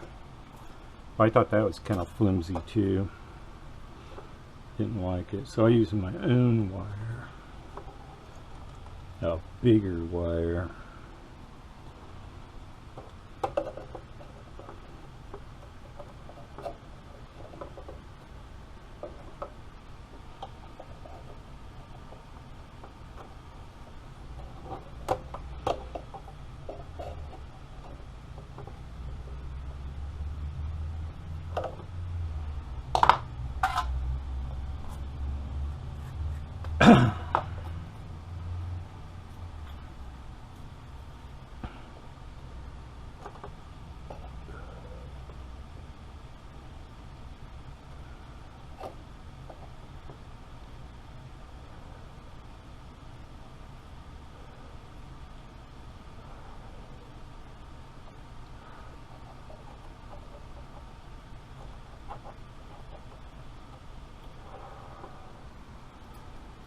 That looks like a good connection.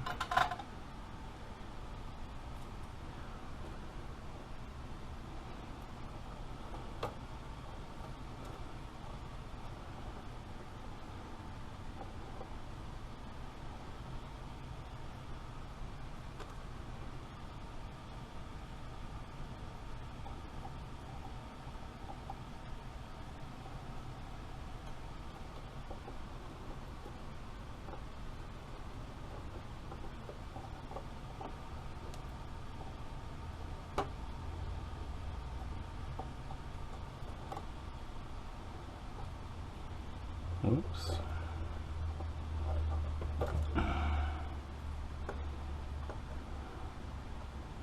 Might help if I put this on.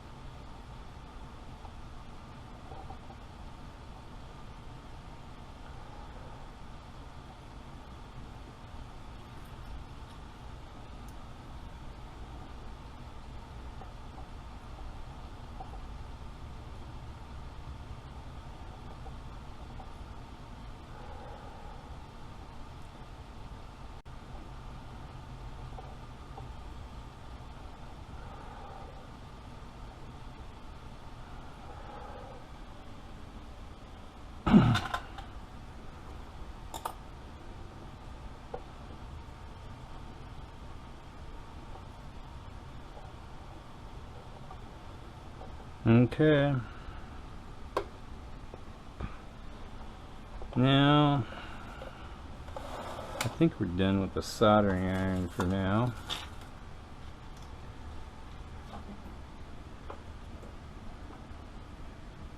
Put this nut on here.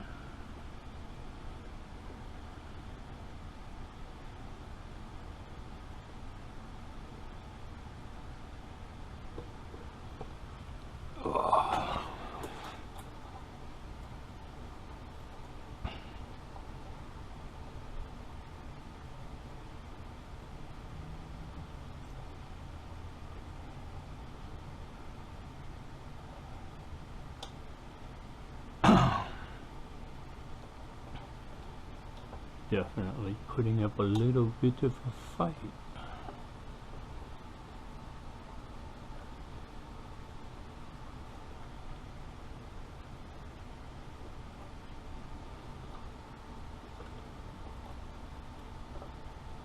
Here we go.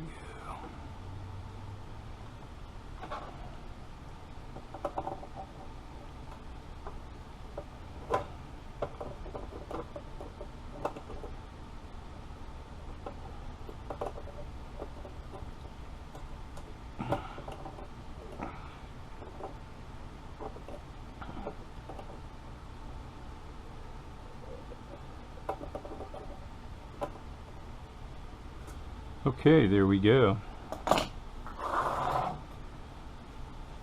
One last thing to do. Oh, we're underneath there.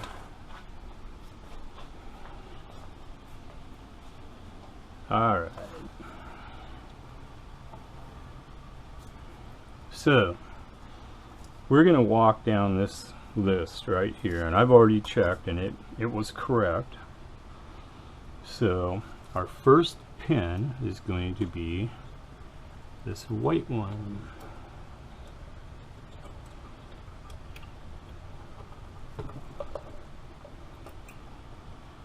Okay.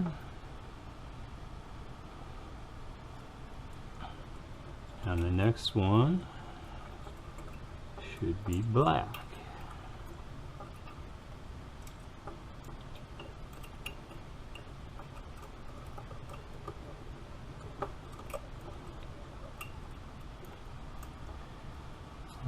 Okay. The next pin is supposed to be orange.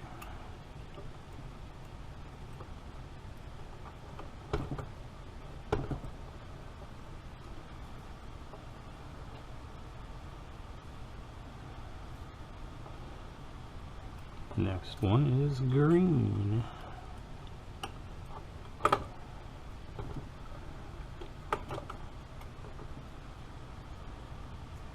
Okay. The next wire is yellow.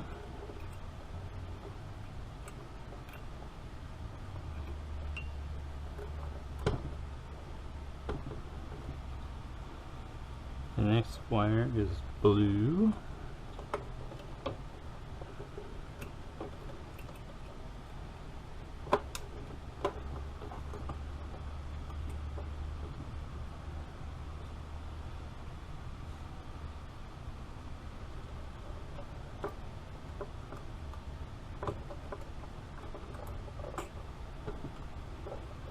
And last but not least, the brown wire. Okay. I'm going to say at this point,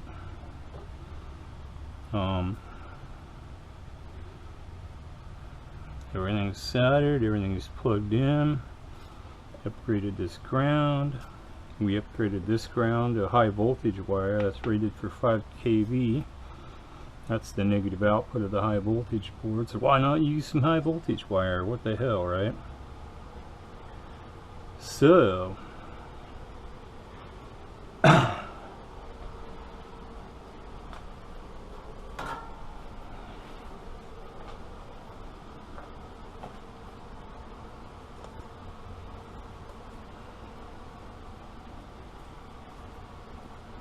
let's tack this on temporarily.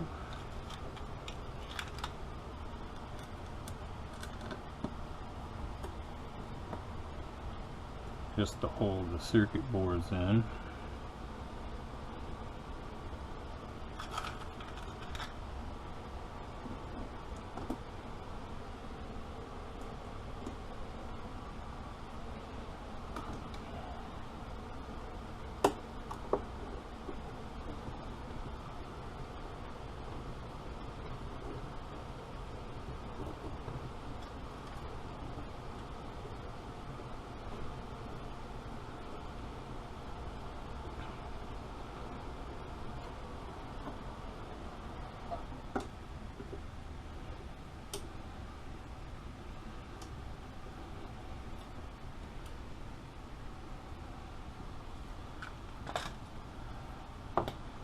So that's it for the Nomad mods.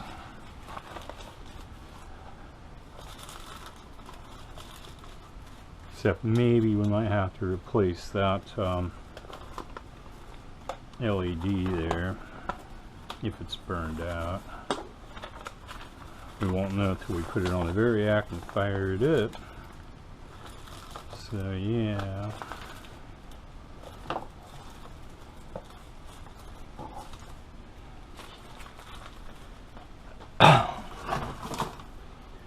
That gets to go in the box of parts.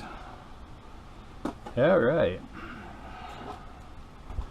Let's get her off of her back. She's been on her back for too long. Okay.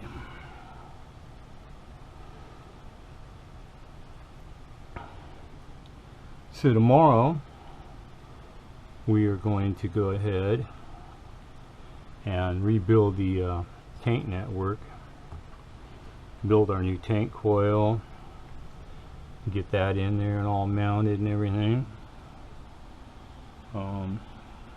Yeah, this all looks good here.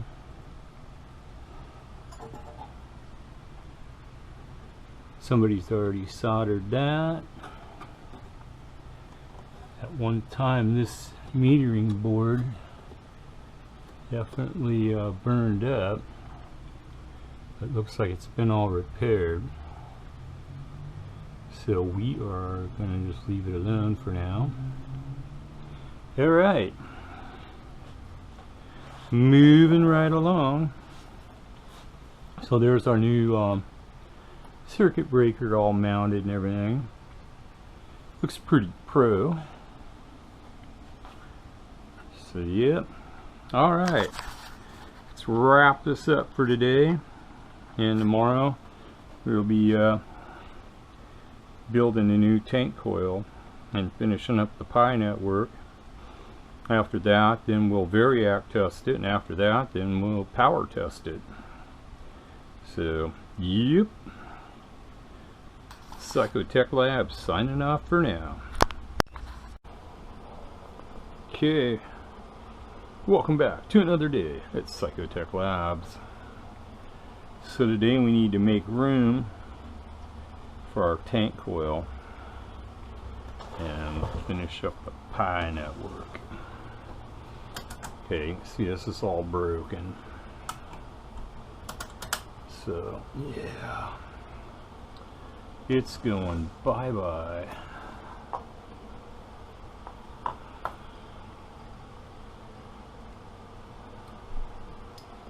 So yeah, we're gonna remove the old band switch. Doubt I'm gonna get lucky enough for this to work. Nope. Well,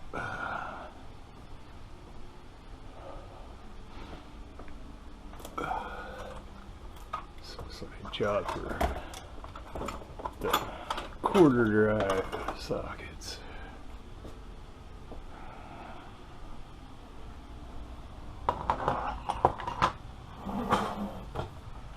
Okie dokie.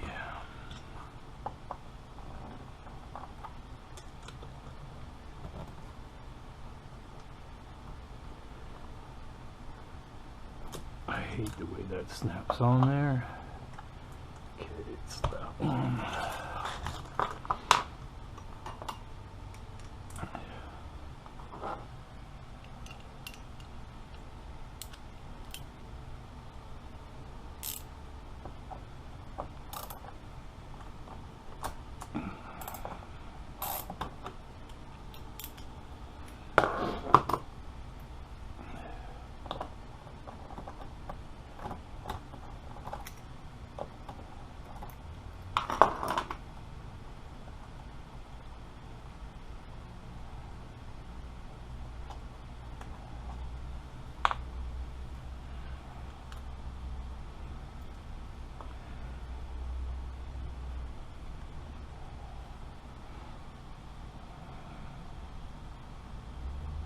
Interesting little setup. Super fine threads. Oops.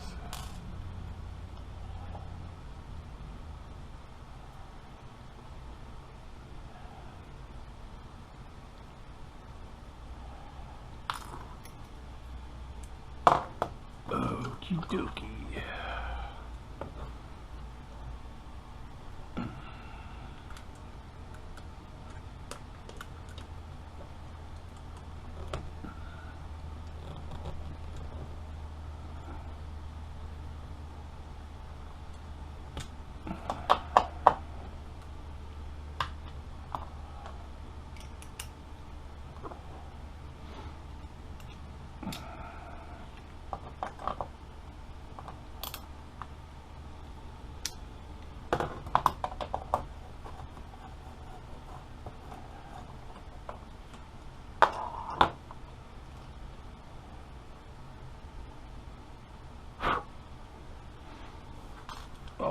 Alrighty.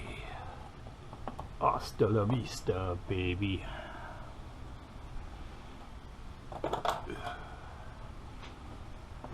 Alright, so this is interesting here. So we have the metal floor, then we have what looks like a maybe a Teflon sheet, square sheet. Stacked on top of that is a metal plate. On top of that is another sheet of Teflon and a metal plate. Who can guess what that makes? If you said that makes a fixed capacitor, you're correct. You know, interesting way of doing that. Okay.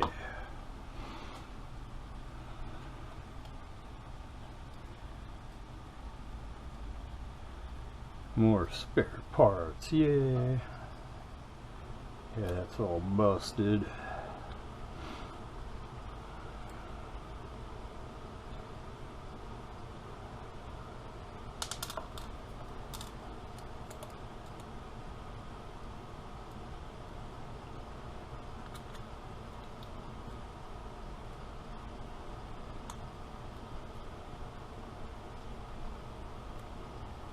Now we got plenty of room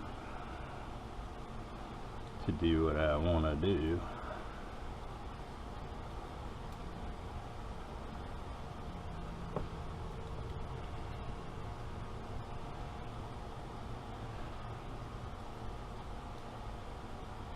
And remember, we soldered the back of that, the back side of the band switch, which is your input tune. So that's been locked down. Okay, and we have a nice gaping hole there. Let's plug that.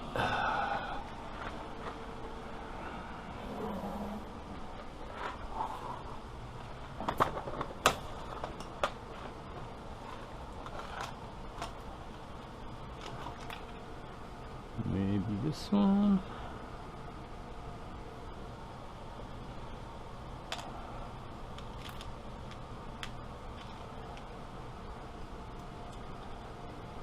Too small.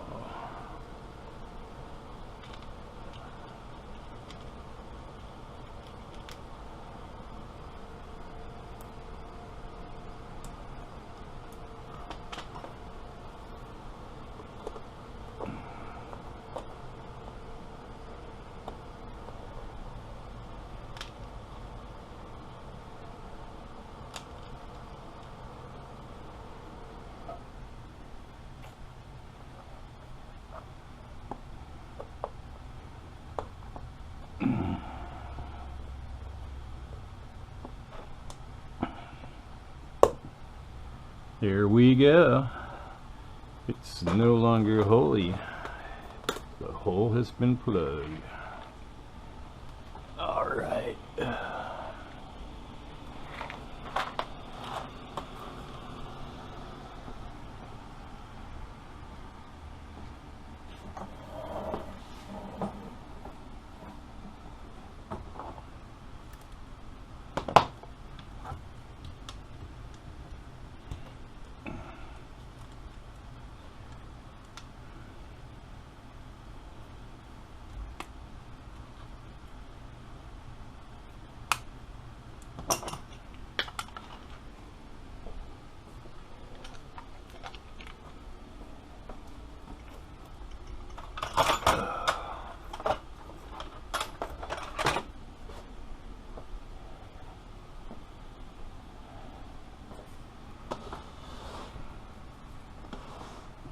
Okay, so we're going to pause the camera. We're going to have to scrounge up some parts, and yes, we will be pulling this metering board off and replacing like this capacitor here and inspecting the repairs somebody did. That board burned up, So yeah, we're gonna pause the camera for a bit and scrounge up some stuff, map out how I want to mount everything, and yeah, we'll be back after these brief messages from sponsors we don't have. Okay, so we've removed the different plates of Teflon and copper, replaced it with this standoff right here. Might have to move the standoff over, but for now we're going to make use of the hole that's already there. Alright, we need a tank coil, so we gotta try to be as efficient as we can since this stuff costs a lot. So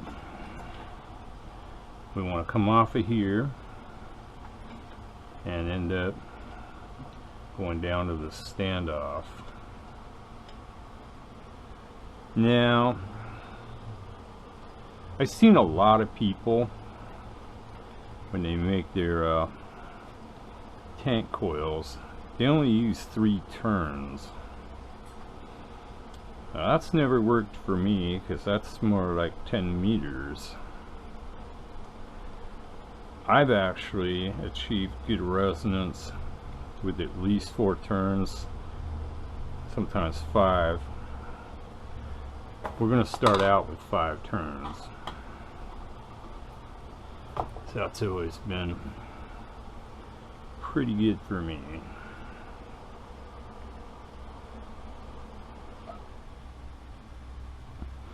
Like I say, 3 turns, that's more 10 meters.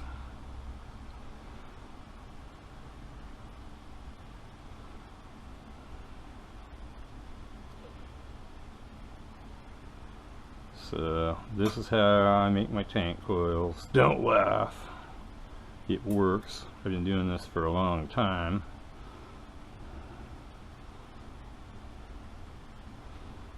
Happens to be the right diameter. Let's get one more turn. We can always jump a coil. Well, actually short a coil out. But you can't add after the fact. 2, 3,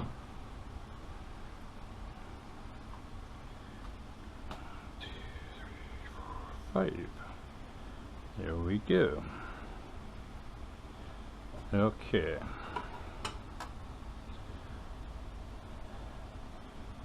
Now you don't want sharp bends if you can avoid it. The RF power does not go in the center of the wire. Okay, the RF actually travels on the outside of the wire, so sharp bends are kind of a no-no.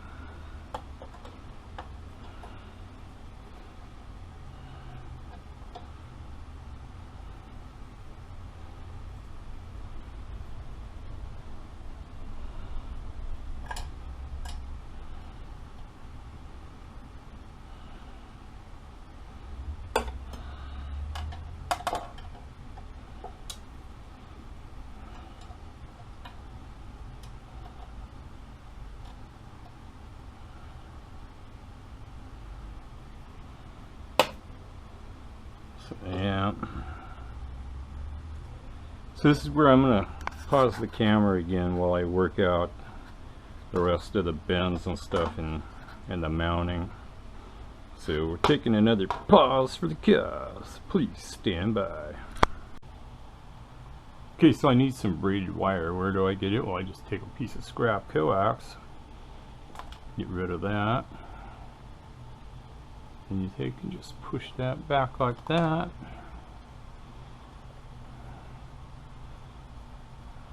Squish it a little bit. Fatten it up.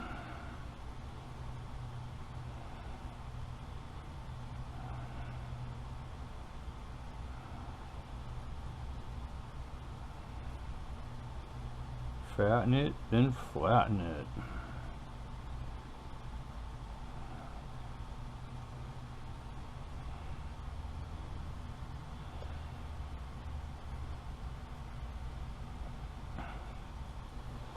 There we go. Valhalla. The braided wire we need. Yay! Alright, taking another pause.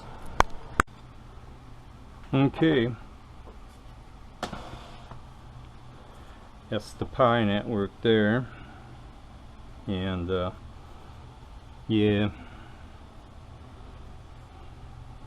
So we got the coil going in between two variable air gap capacitors.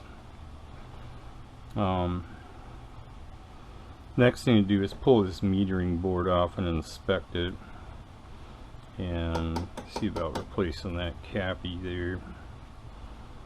Alright, moving right along. It's Psychotech Labs. Everything's looking okay so far. Be variac testing this thing pretty soon. I gotta go take a break. My back's getting sore from all that bending over. There you guys go. Do your bone. You'll be like, huh, he was bending over. Huh. Alright. See you after a bit. Welcome back to Psychotech Labs. Okay. So this metering board, I'm pulling it out of there. Basically what this is, it's a watt meter hooked to the main meter, and all that power has to go through there, but you can see how fried it is.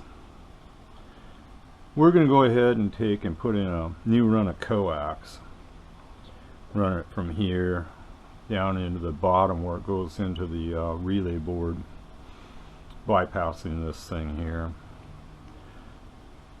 Then we're going to take a cue from the old tube linears. They used to use a little circuit for their meters. They used a wire, two wires that were twisted together. That in the circuit is called the gimmick. And then you got a couple diodes, a disc capacitor, whatever. So we're gonna go ahead and make that on a circuit board and mount it on the meter, and see if we can get the meter to move when you key. Be better than this. I'm not kicking this out the door like that. I don't care if somebody has tried to repair it. That's a no-go. So let's go ahead and get on that. Get her done. Okay. Metering board is pulled out.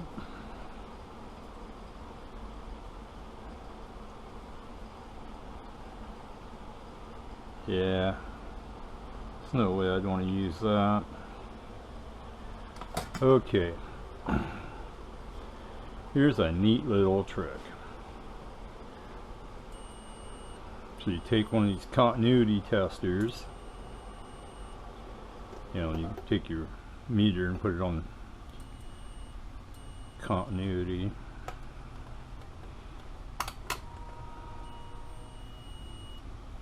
Okay.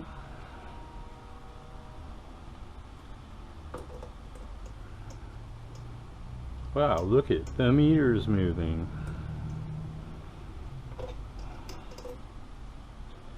What's that tell me?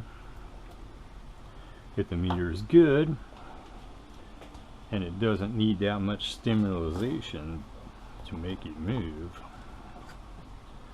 There's just no way. I mean, this thing is just, I wouldn't trust it. There's a cold solder joint right there. But yeah, We'll do it the old-fashioned way. Let's add this to our huge box of parts that came out of this unit. Okay, so we got to run a new coax from here all the way into there, and then tie it into the relay board. So let's get cracking on that. Okay, so we routed a new piece of coax from the antenna load capacitor all the way down to the board here.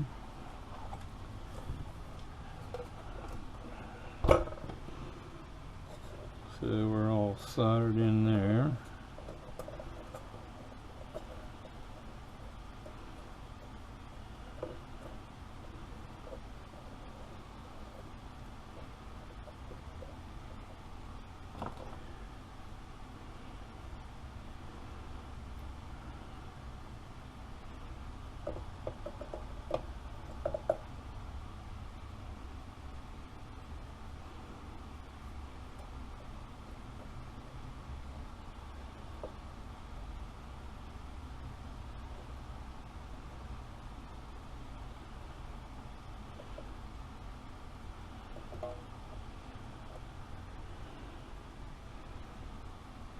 Okay, nothing left to do except put the bottom on, the top cover on, and variac test it. So let's get to doing that. Okay, sure you all know what time it is. Mr. Variac time. Okay, power's on the unit. Plugged in everywhere. Dear God, please keep me safe, and please let this work. Let's put on our magic safety gloves for the hell of it.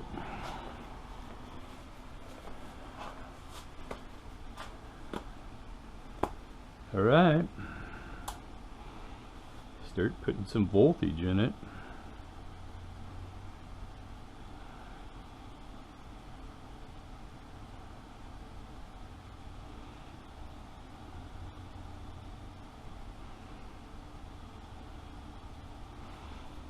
You know what, I did not check the factory fuse.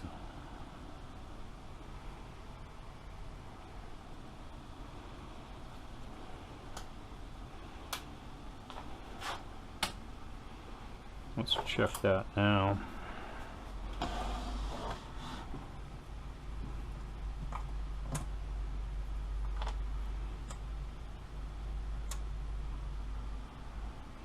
Yep, she's a vaporized. That's why it wasn't warming up, turning on or anything. Alright.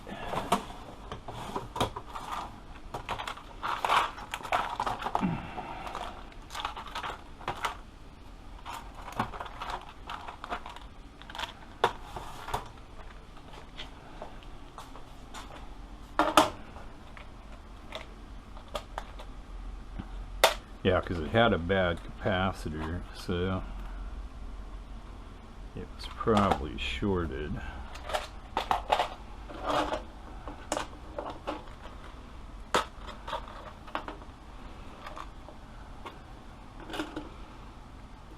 And of course I'm out of 10 amp fuses.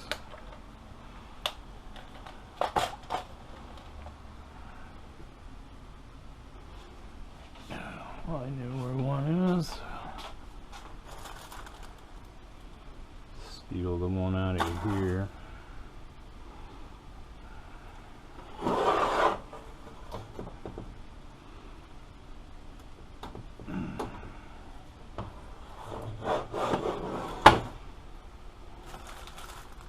Just don't tell anybody.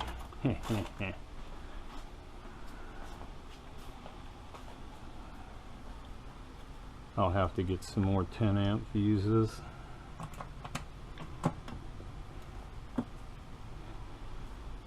Okay. Try it again.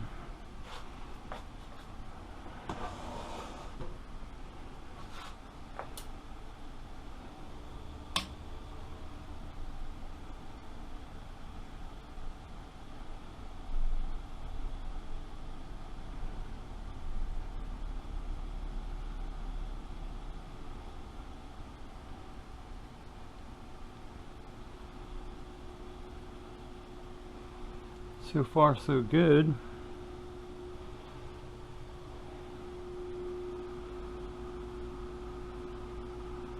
Fan's starting to turn.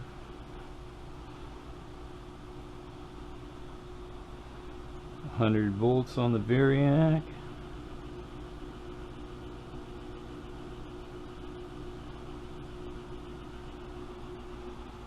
There she is. 120.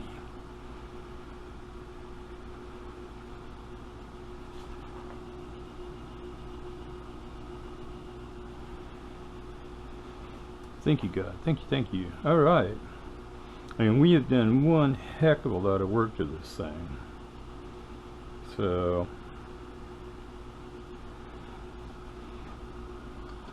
that's a good sign.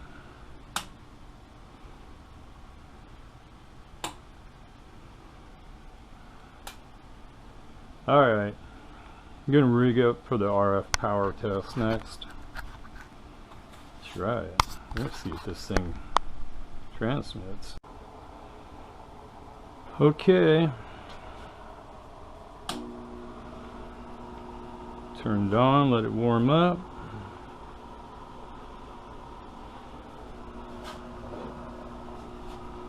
Okay, we're in standby mode. Hello. It's going to take you about 3.5. Hello. We're about 8.5 into it. To start with, anyway. Let's go to the 200 watt scale.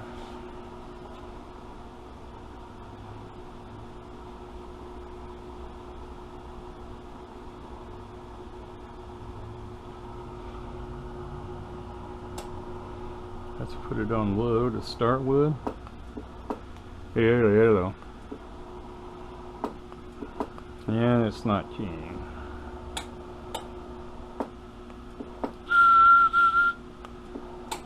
Okay. So we'll have to go through that keying circuit. Apparently we didn't put that transistor in there right or something. So yeah. Oh well. All things considered, not bad. I mean, other than it's not canned. So we'll get to fixing that. And yeah, get her to key. We're gonna let the voltage bleed off, so we'll get back to this in a bit. Okay. So we had a couple problems. Yeah, it wasn't keying. We had a high voltage flashover event too. I went all through the high voltage. I could not find anything wrong with it. He basically had the same thing happen to him. I'm suspecting the tube. When these tubes here, when they start to go bad, sometimes they'll start arc flashing the plate voltage to ground. The tube will internally short out. So, turn it in.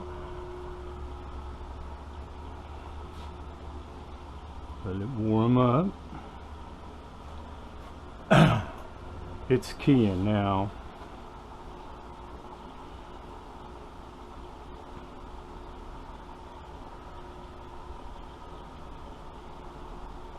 So we'll let it warm up for a minute or two.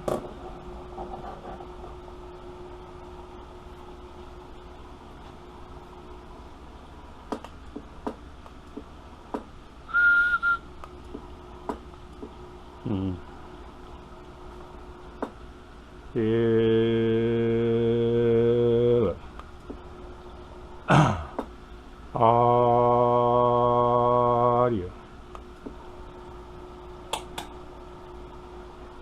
Audio. Audio.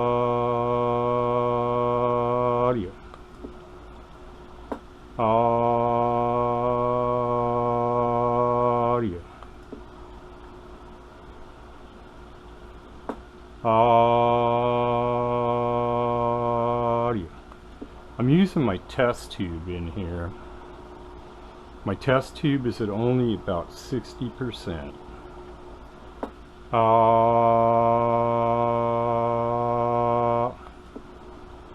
There's 400.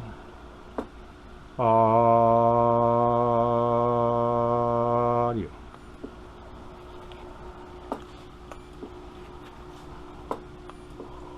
You'll have to replace the screen LED. Audio.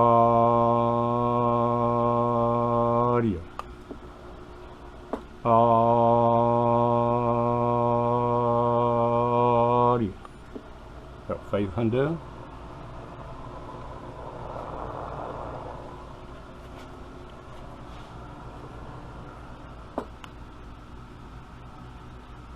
Audio. Audio.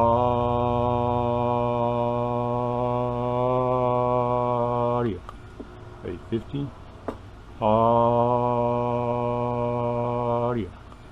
Remember, that's with a weak tube.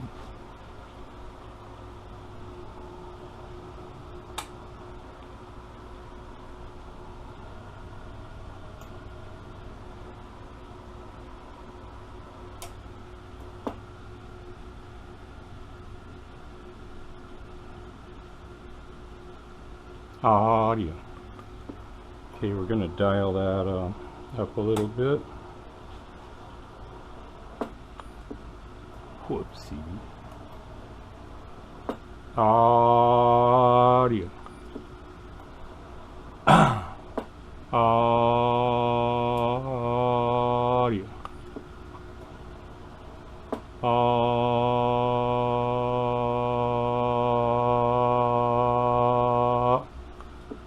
600.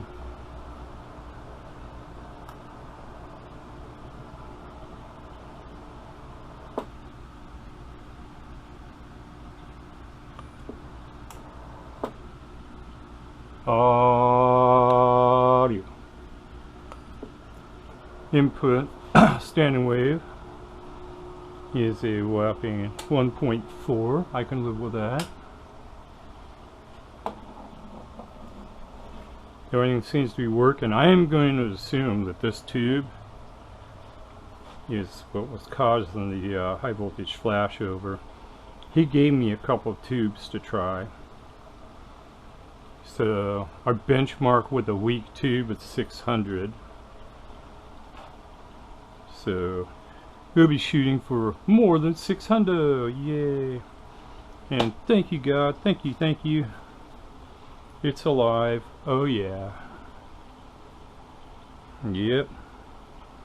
This bad boy is alive. Well, hell's bells. The Pi network seems to already be tuned. Yeah. Of course, I've monobanded more of these, so yeah, I kind of expected that to work right out of the gate. So, all right. A few things to wrap up. Replace the screen light, the screen LED. Figure out which of his two tubes are the best. I want to get closer to 800. So, alrighty. Let's wrap it up for now. Psychotech Labs, we're on a roll. Okay. I excuse me, popped my test tube out. And popped in one of his spare tubes. It's bring it up on the variac and see what it does.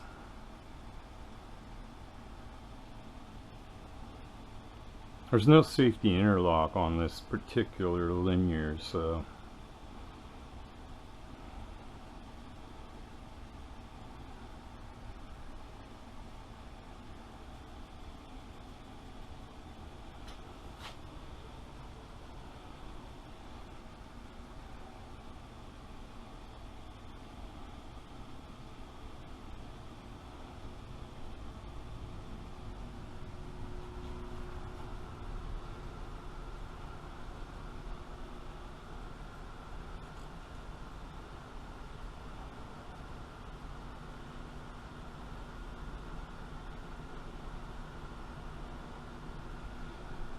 here we are.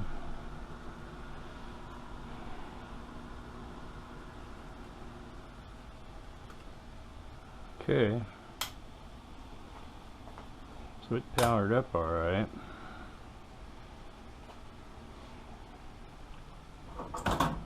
Now we're going to have to check it for RF emissions.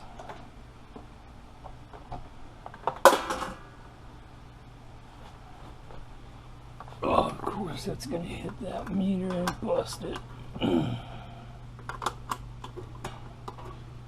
Why wouldn't it, right?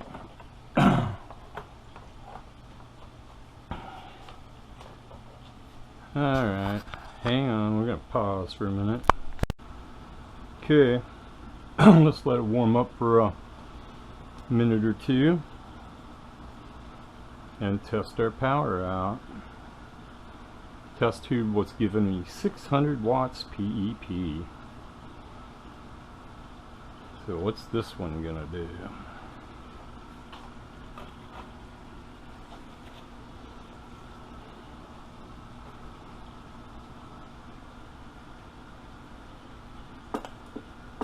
Hello. Well, that's not looking too promising. Hello.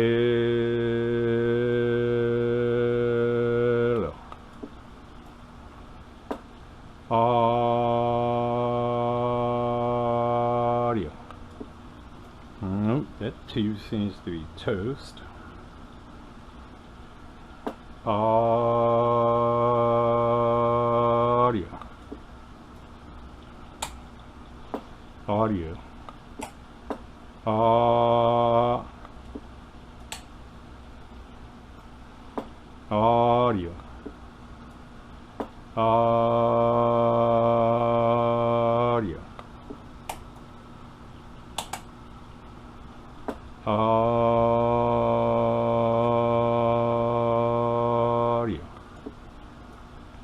Audio.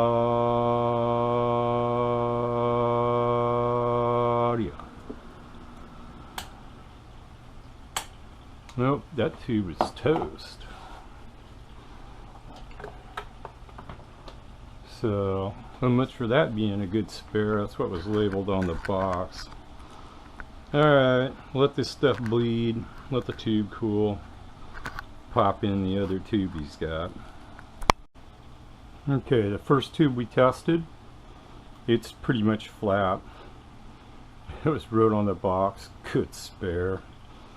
Yeah, good for nothing. Okay, we're going to try this tube here. He says it was bought from a different vendor on eBay, so let's hope this one's good. Here we go, let's juice it up.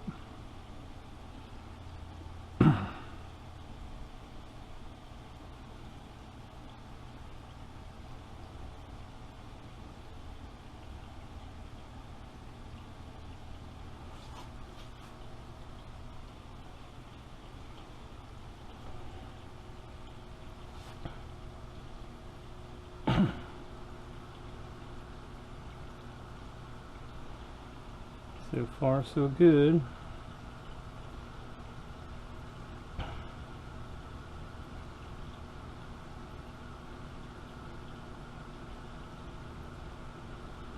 And 20 on the variac. Let's Take the variac out of line. Plug it in direct.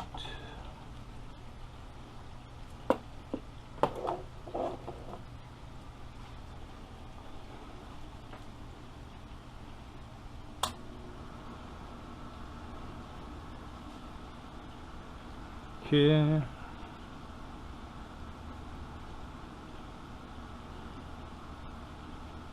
So the tube should kind of be warmed up already from the variac test, so we'll give it a minute or two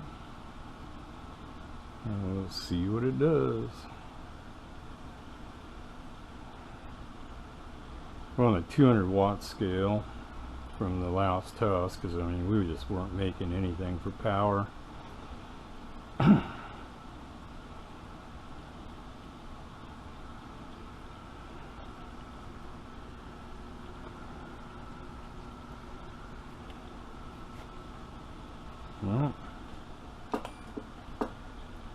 Oh man, that's a lively tube.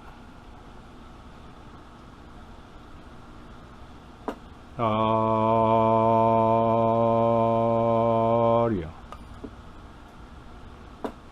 Audio.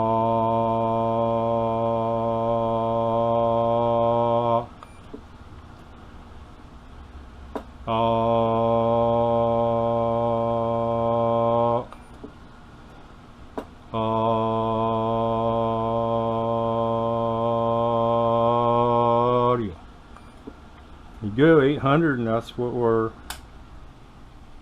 target wattage is, 800. Okay, so the tank network is definitely done.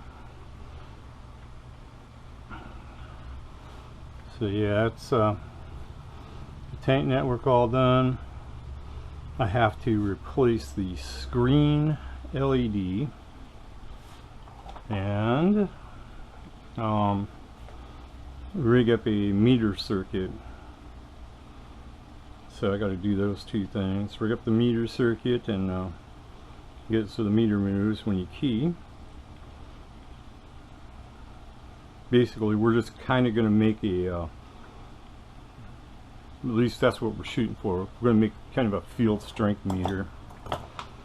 I robbed this out of a Palomar.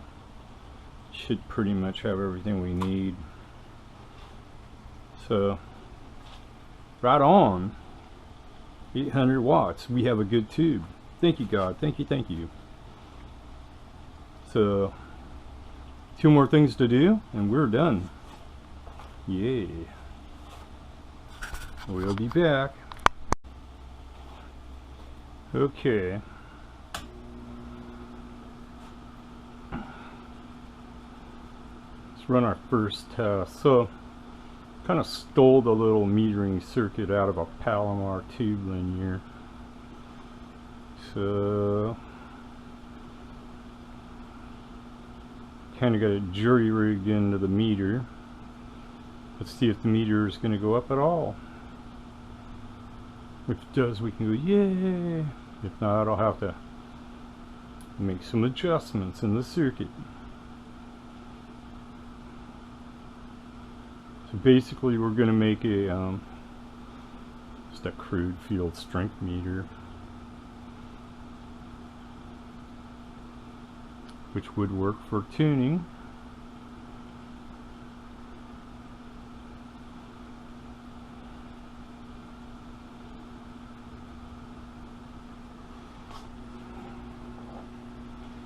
Alright. Whoa. Meter is pegging, and that's pretty good. Yep.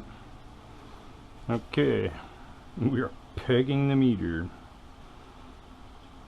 So, yeah.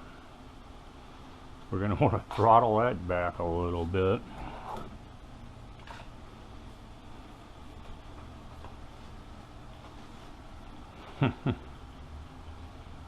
So yeah, we're going to let the power bleed off, and then we're going to desensitize our metering circuit.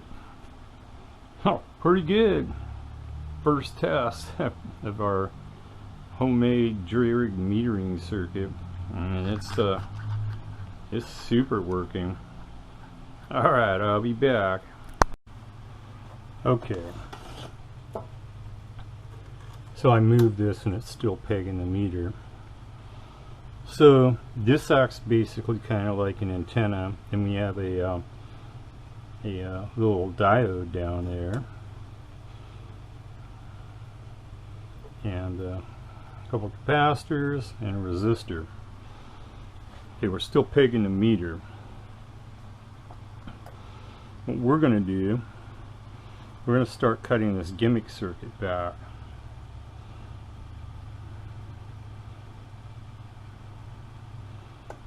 This will make it less reactive.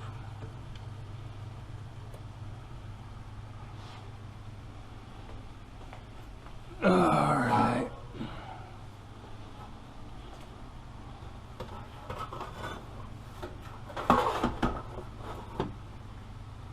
So in theory, cutting back that gimmick resistor should make it a lot less sensitive. So we cut a little bit off. Let's see what it does now.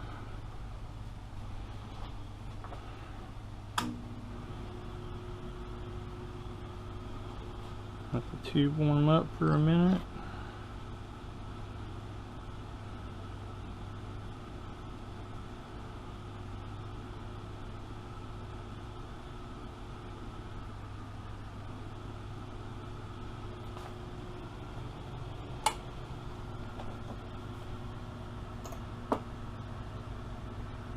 So we're 4 watts audio. Swinging to about 16. Audio.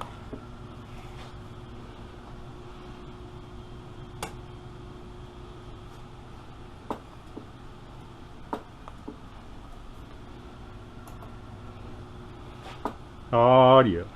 Audio. Audio. Now we cut too much off the gimmick. Audio.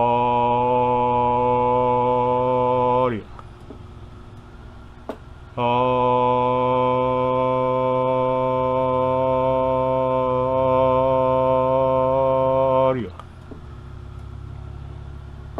Audio.